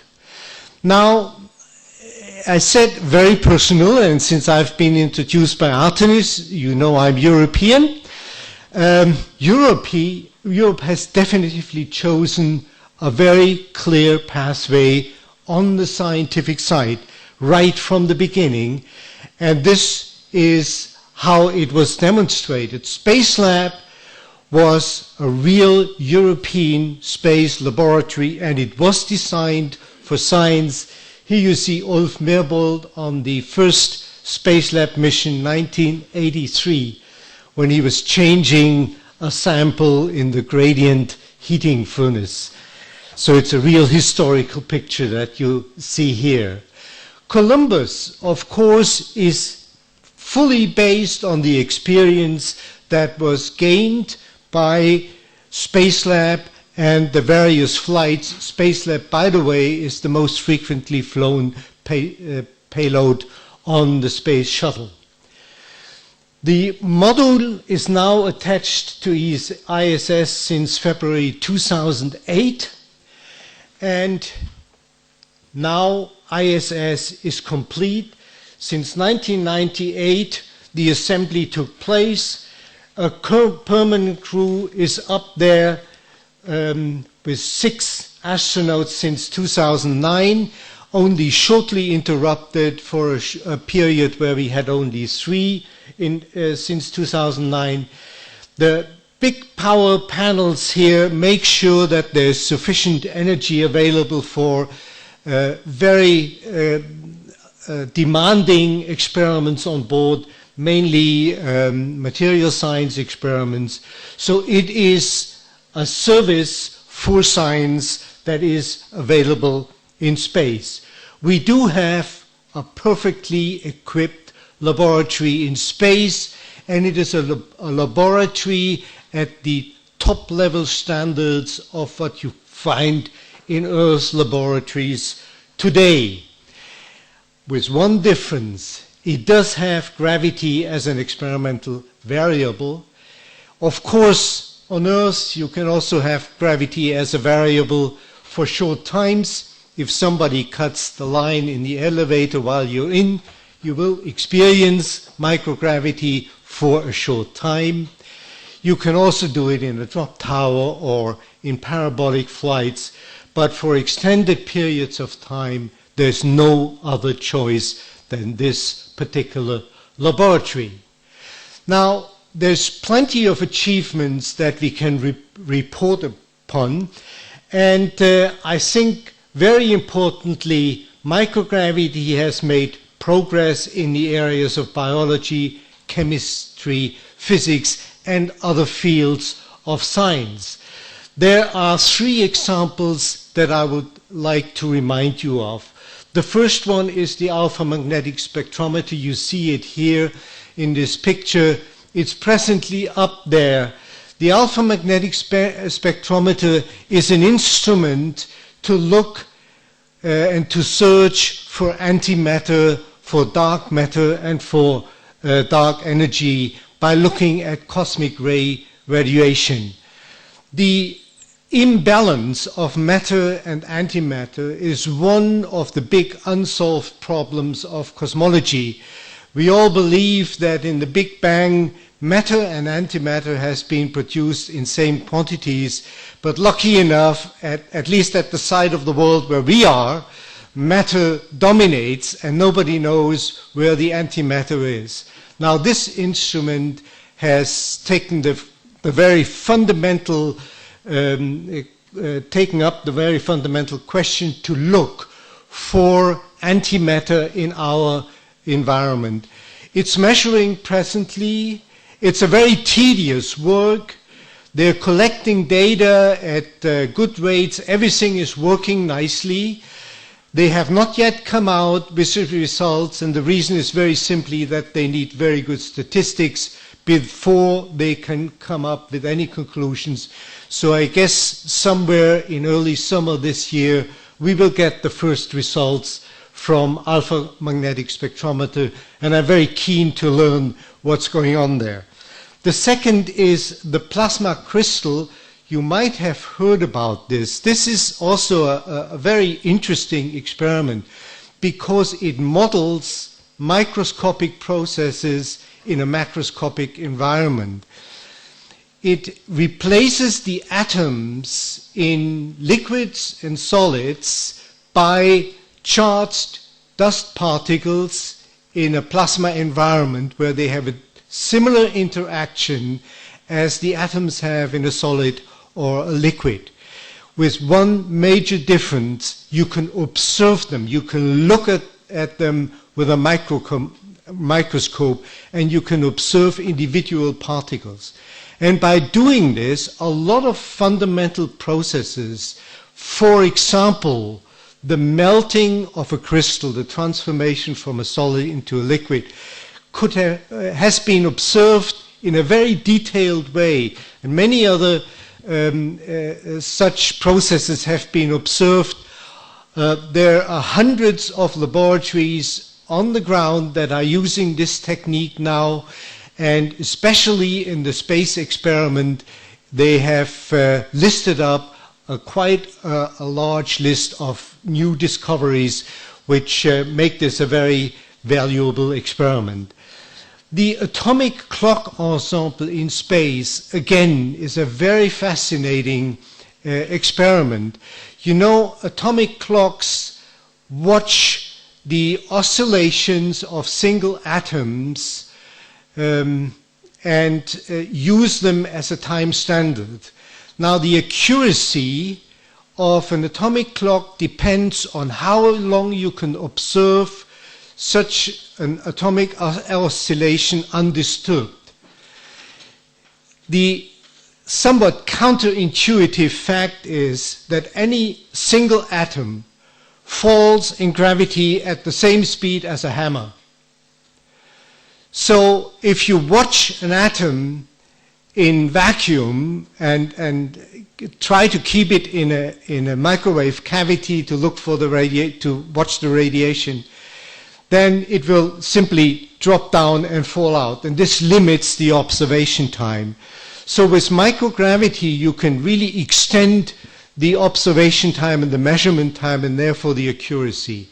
And this is a major step forward from, you know that in the global positioning system, they fly atomic clocks in space with an accuracy of about 10 to the 12th. The best clocks at ground are in the order of 10 to the 14, and with this atomic clock ensemble in space, you can reach accuracies of 10 to the 16, which is a remarkable step forward in physics. But it also marks a transition in the experiments in space from the macroscopic phenomenological approach to a microscopic quantum mechanical approach. This is not a quantum step, it's a real big step forward. You all know that a quantum step is the smallest change a physical system can take. So it's a small step. This is a big step. Now, there are other areas, like, for example, medicine, health research. This is a misconception frequently found in the public, that we do medical research in space just to keep the astronauts alive and active. So, but there's much more than we do, and especially there's an interesting fact that some of the typical symptoms of old age diseases can be accelerated in space, and they're at least partly reversible. So there's a unique way of look at phenomena like bone loss, which is the basis of the osteoporosis sickness, and find cures for it in space. And that's also quite interesting. There's also a new paradigm in medical treatment that comes through through space and microgravity environment investigations. A normal physician sees sick persons. The astronaut medical expert sees very healthy patients, the astronauts.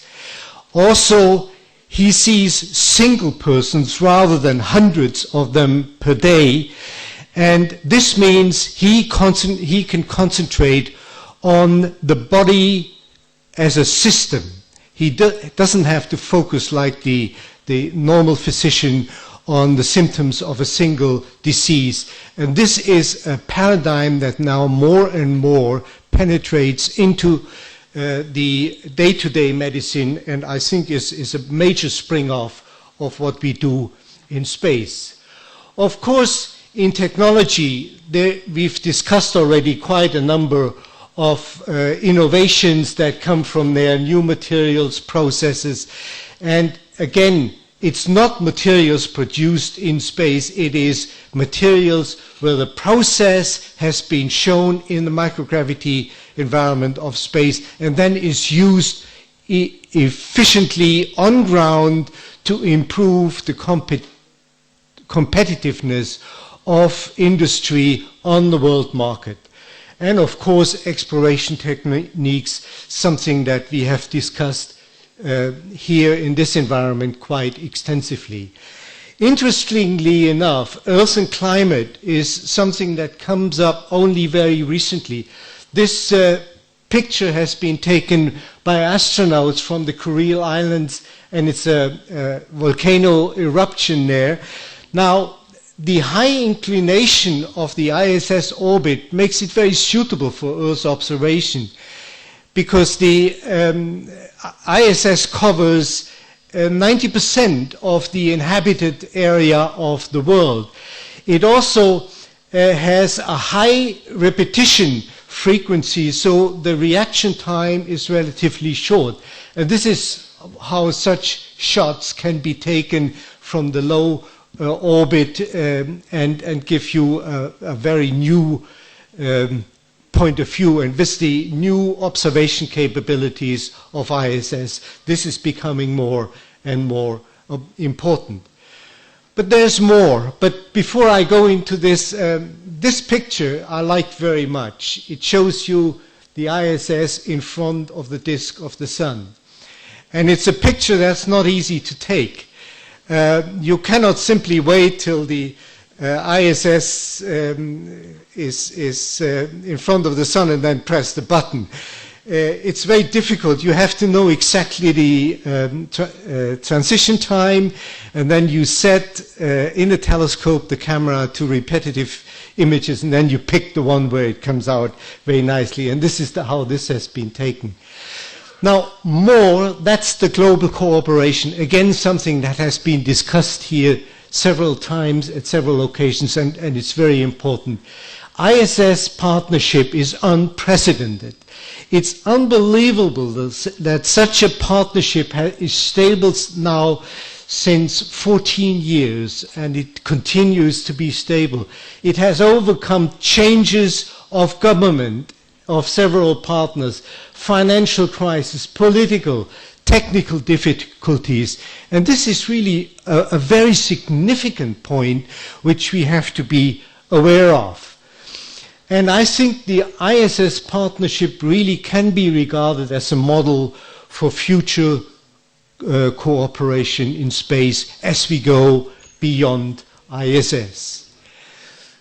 This is another picture I like very much. It's Petro Duque hanging from the ceiling and upside down in a water drop. You can see his face. These kind of pictures carry the spirit of the inspiration activity of the space station. Young people, as we all realize, are fascinated by space, and it is the astronauts, and we've seen one this morning here.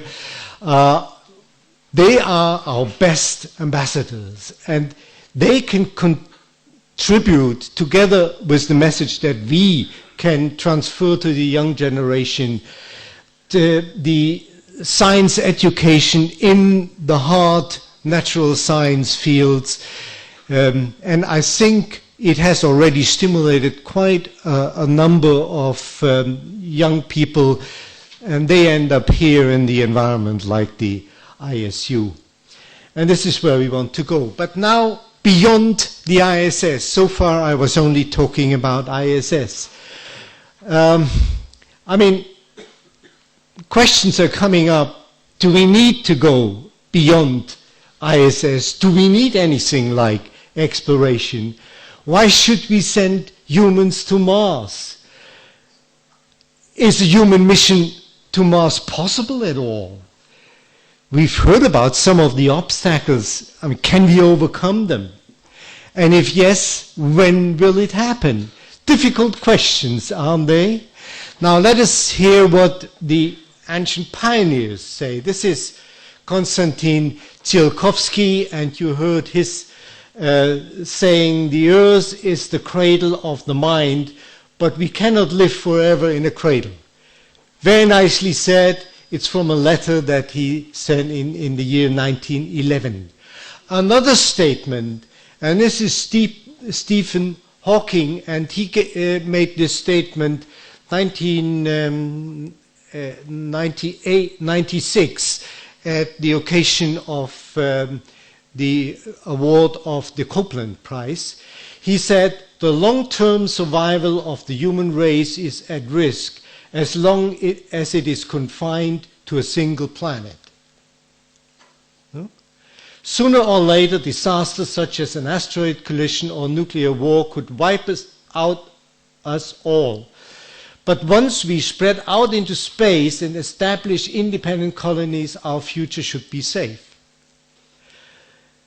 There isn't anything like Earth in the solar system, so we would have to go to another star. So this is really bold, and forward-looking.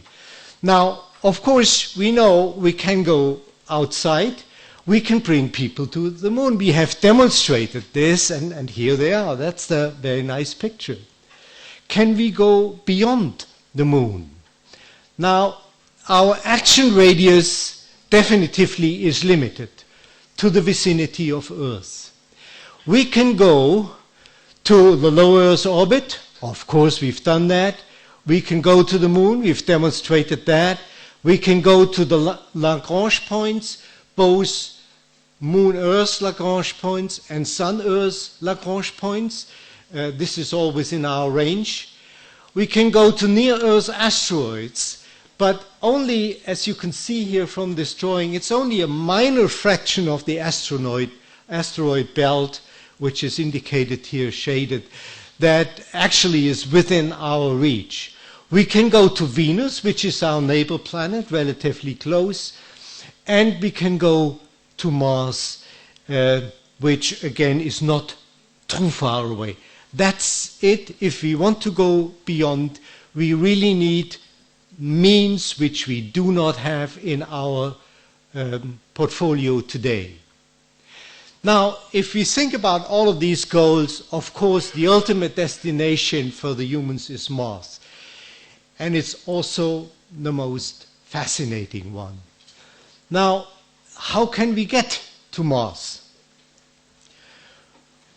Flying directly to Mars is difficult. We learned about this in the discussions today. Intermediate stations on the Mars can reduce the effort and they can reduce the risk. We have ISS. It's available as a starting position, so let's use it. Way stations on the way out to Mars could include the Moon, Lagrangian point, or a near-Earth asteroid, all within our reach. But it's always a long way. Whatever we do, we know the mere fact of astrodynamics, which rests on the fact that Mars takes twice as long to go around the Sun than the Earth, immediately brings us to a situation where, with conventional Hohmann transition orbits, we need 520 days to go there and come back. There's no other way at the moment, unless we have different ways of propulsion. Now, this means humans beyond Moon is not simply an extrapolation of what we can do today. It's not simply building things a little bit bigger and a bit larger. There's a lot more. First of all, major technology progress is needed. And my list is a little bit shorter than that of Bruno this morning. First of all, propulsion techniques, and I'll come back to that in a minute. Life support systems, we do need closed or nearly closed life support systems in order to bring people to Mars because of the long travel time. And we have to think very carefully about energy. Solar energy becomes scarce as we move away from the sun. And communication, the time delays to communication range between about 5 minutes to more than 40 minutes from here to Mars, round trip. So we have to think about this very carefully. But for humans, the requirements are even more significant. It's been mentioned today several times, healthcare is a very, very severe thing. If somebody gets sick on the way out there, there's no way we can turn back and do something about that. So we need very special measures. We need completely new methods to cope with this problem. Radiation exposure can actually be the showstopper for people going to Mars. Once we leave the protective shield of our magnetosphere, Earth's magnetosphere, we are fully exposed to the hard radiation of cosmic rays, and this can be very detrimental. We learned today that shielding is very difficult, it's very expensive, it means a lot of mass to take with you. We can, with advanced propulsion techniques, if we can reduce the travel time, this will help a lot in this direction. So these two demands really are coupled. And the psychological effect, we listened to the Mars 500 astronaut this morning, and very, very interesting remarks came over there. I think this also is one of the most important stumble stones, to be enclosed in a tin can with a couple of colleagues, which are always the same, and the same food, and not very much to do on the long way out there, can be very, very difficult, and we have to be aware that this can be a very serious problem. Now, this means going beyond the moon, going to Mars, is a huge effort, and it's a task for humanity as a whole. It's not anymore single nations that do that. I think that exploration should be achieved by a global effort, bringing together the capabilities and resources of as many as possible nations of the world. Now, this is not only to save money and to avoid duplicate activities, duplicate developments. It's not only in the economic fields, but there are also benefits in social terms. The international cooperation instead of competition has been mentioned. Space activities started as a competition between the superpowers. Today we have overcome this initial starting position, and I think cooperation, even though it's more cumbersome, will lead us further. It can lead to a better understanding of nations through the peaceful joint efforts, and I think ISS is an example for that.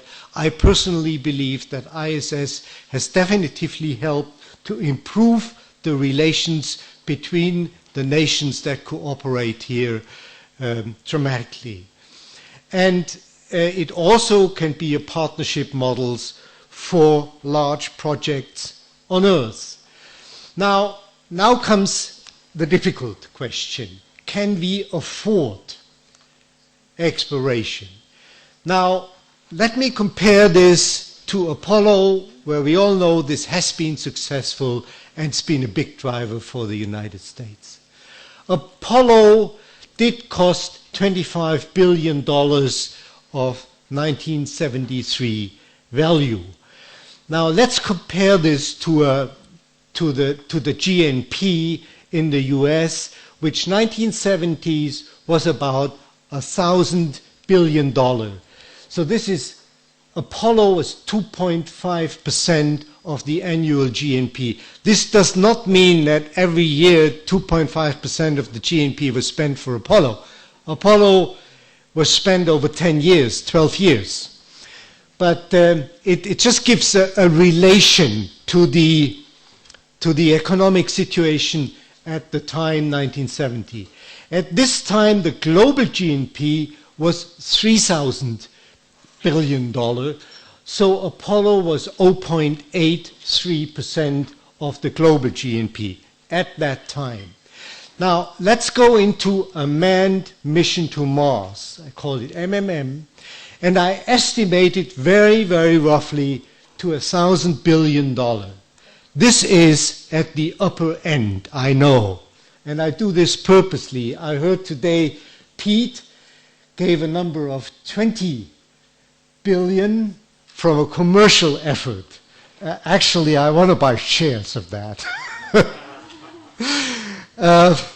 You compare to the ISS, total costs are about 80 to 100 billion, and the manned mission to Mars will be significantly more expensive.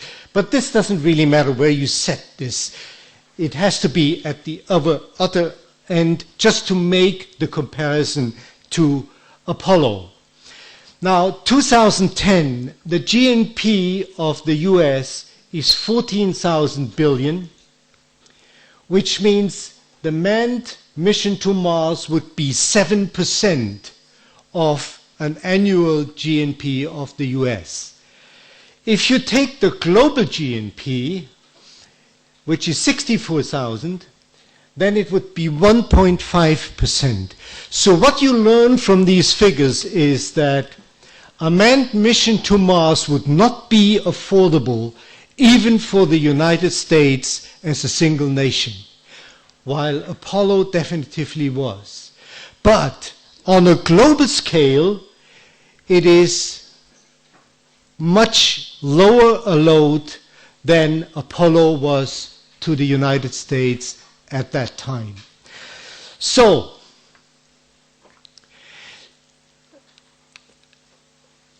let's be clear, none of this money will be spent in space. It will all be spent on Earth. It will be spent to superb brains, and it will be spent to advance a cutting-edge industry. It will lead to a lot of technology innovations and will lead to economic progress. Now, Apollo, as we now know today, was one of the drivers for the fact that the US economy and the technology in the US achieved a world leadership. The other major factor, by the way, is believed to be the Manhattan Project, but I don't think we want another Manhattan Project today. Now, I think that the world economy might well deserve a similar kick as the American economy achieved with the Apollo project through a manned mission to Mars. And this is why I think it would make sense on the level of a global effort. And there's a tool existing to have a global effort towards exploration. Casey has just explained it to you. It is the International Space Exploration Coordination Group, ISEC-G. This is a group which brings together 14 space agencies. So this is the public money of 14 nations. It works on the principle of consensus. It's not binding, it is mutual consulting,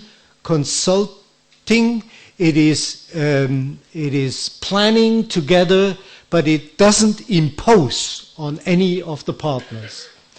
It develops scenarios and roadmaps with a very, very long time scale, and it helps the partners to align their individual national programs along a common objective. I think this is a very, very important function.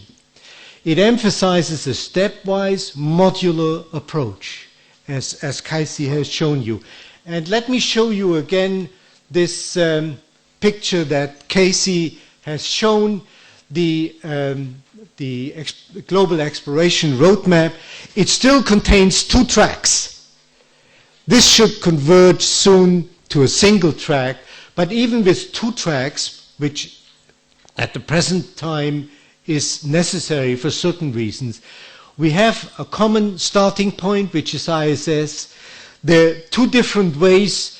One, as explained by Cassie, is through the deep space habitat to near-Earth asteroid and then to the moon. And the second scenario, which is moon next, is going kind of the other way around, and both end up at the ultimate goal, which is the Mars surface. So this is the starting point. At the moment, there are sufficient commonalities in this region here where we are today to have a 2-way pathway suitable for coordinating our agencies, but I hope that soon this will converge into a single one. Now, the second big question is, when will it happen? And that's difficult. And I think that nobody can tell you at the moment. We heard this morning a number of 2036. Now, let's see what our ancestors said. Werner von Braun, he made a plan to fly to Mars in 1970 to land in 1981. At this time, they were still in the Apollo spirit, thinking in terms of 10-year plans. So that was definitively very optimistic. We know now. The Space Exploration Initiative of Bush Sr., 1989 was intended to land on Mars in 2019. As we go on, the ESA Aurora program was created in 2001, aimed at landing on Mars in 2030. So you see the time span is already increasing. The vision of George W. Bush in 2004 returned him to the moon, on the way to Mars, and to reach Mars in 2035. So it's always something like 30 years ahead. It seems to be a moving target. Now, even ISAC is vague. And don't go into the details here, but look at the years. This is 2012, where we are now. We'll be on the International Space Station till 2020 at least. Then we take off from here, go cislunar, go to the moon, for example, go to a near-Earth object, and then it says future human mission. And it's off scale. So it's not really very indicative where it will be. So as I said, it's a difficult question, and we will have problems to answer it. But we know when it starts. It starts today. ISS is our first permanent human outpost in space. Here we can develop the technologies, and we heard a lot about this today, for human habitation and health, overcoming psychological barriers, the life support and environmental control, long-distance travel technologies, and studies for fuel production in space or on celestial bodies. So many of the starting positions that we need can be done on ISS. So let me come to the conclusions. ISS now is available for utilization with 6 people up there, very skilled, a very well-equipped laboratory. Let's use it. Let's use it efficiently. ISS has already a long list of bold achievements, and this will continue. And from what we learned today, the significance of these achievements will even increase dramatically in future. I think that human exploration is a rewarding task for mankind, and it is something that we really should take up. If we go, Mars, of course, is the obvious and challenging destination. It's not easy to go there. It does require a lot of efforts. But it seems to be affordable if we do it in a global effort. And nobody knows when it actually will happen. So before I close, let me finally pass on my best wishes to the ISU at the occasion of its 25th anniversary. Thank you very much.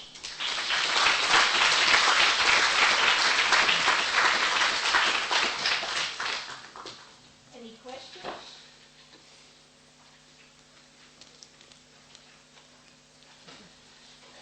Do we have a microphone?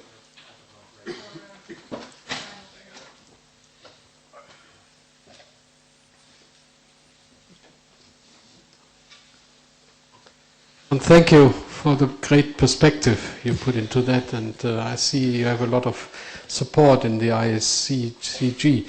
What is the opinion of the ISECG of the fate of ISS or any follow-on station once we enter into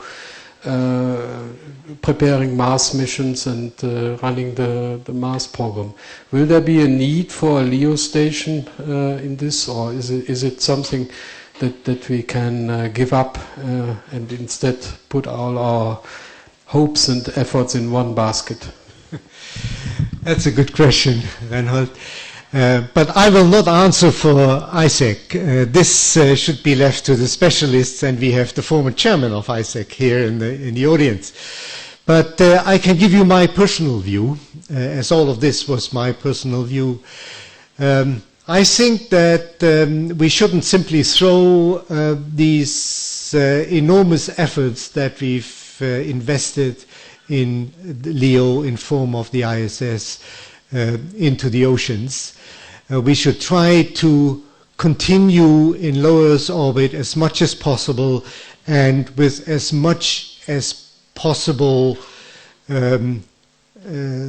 parts of the ISS that is presently up there. We should try to do this by, first of all, finding ways to dramatically reduce the operations cost. Second, by introducing, by transferring the ISS or a smaller part of ISS possibly to commercial users.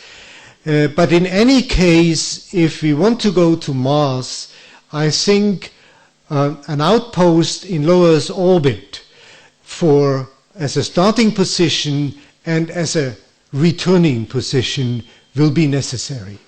So something like the ISS, an outpost, a human outpost in space, I think is a requirement for exploration on the long term. But maybe Casey has a word to say here. So we did discuss this question extensively within ISEG in the work that led to the first iteration of the roadmap, and I can say that agencies all believed that there would be a continued demand for LEO, for the ability to operate, do experiments, test technologies, do work in LEO. And agencies also believe that ISS is a fabulous platform. Barrett did an excellent job of explaining it. And all the ISS partner agencies participating in ISEG are putting a lot of effort right now into making sure that the ISS is utilized to the maximum in not only basic research, but also things that prepare for exploration. So there's a lot of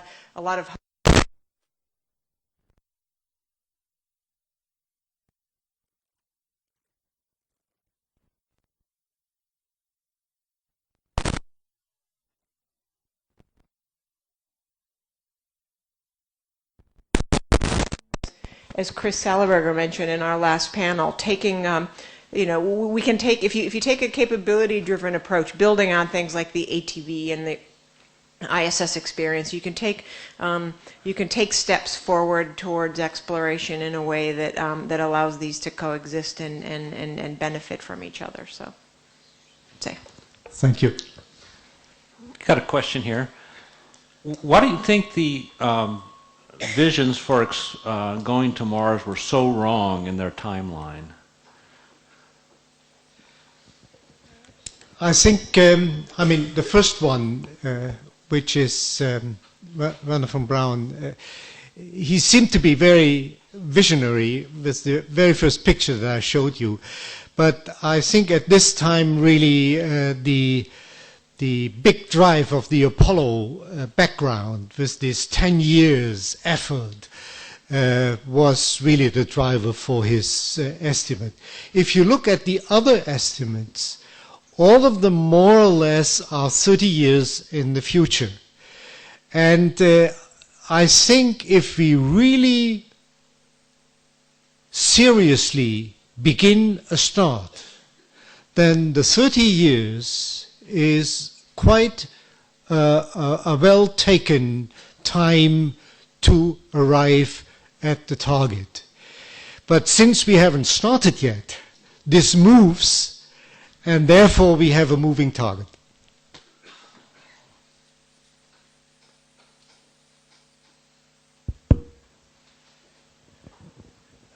Having met with the Chinese delegation a couple of weeks ago in Delft, they said they were going to put astronauts on the moon, I think within the next 10 years or so, or 10 to 15 years.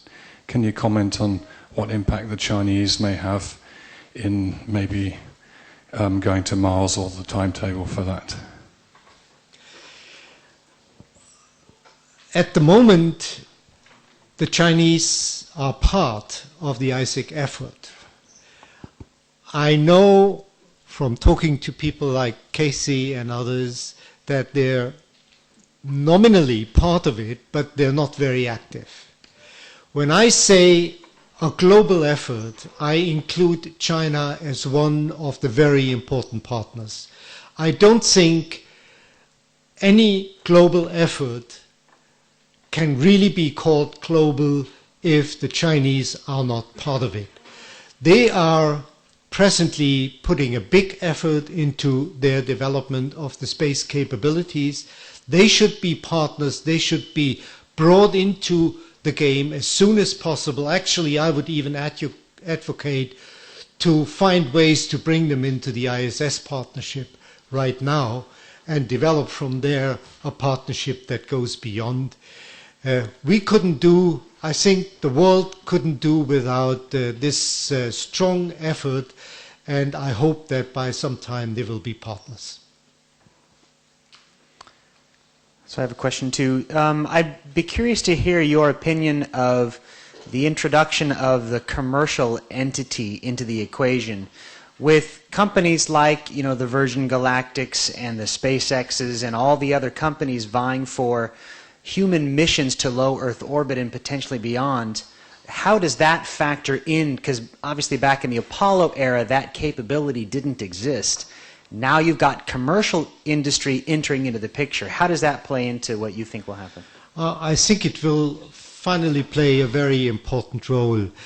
I think that by including commercial activities in the transport sector, we can lower the costs quite dramatically, and maybe we can even arrive at the level of cost that Pete Warden has mentioned today.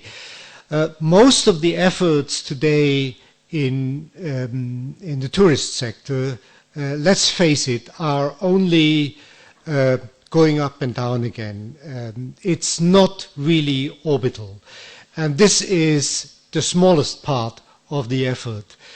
If we really get the commercial activities in the orbital environment and bringing people up there, I think this will be a major support for a global exploration program. It will also stimulate the public to see this more as a task where we should direct our energies to, and it will probably also help to get political support, and let's face it, exploration to Mars without political support will not work.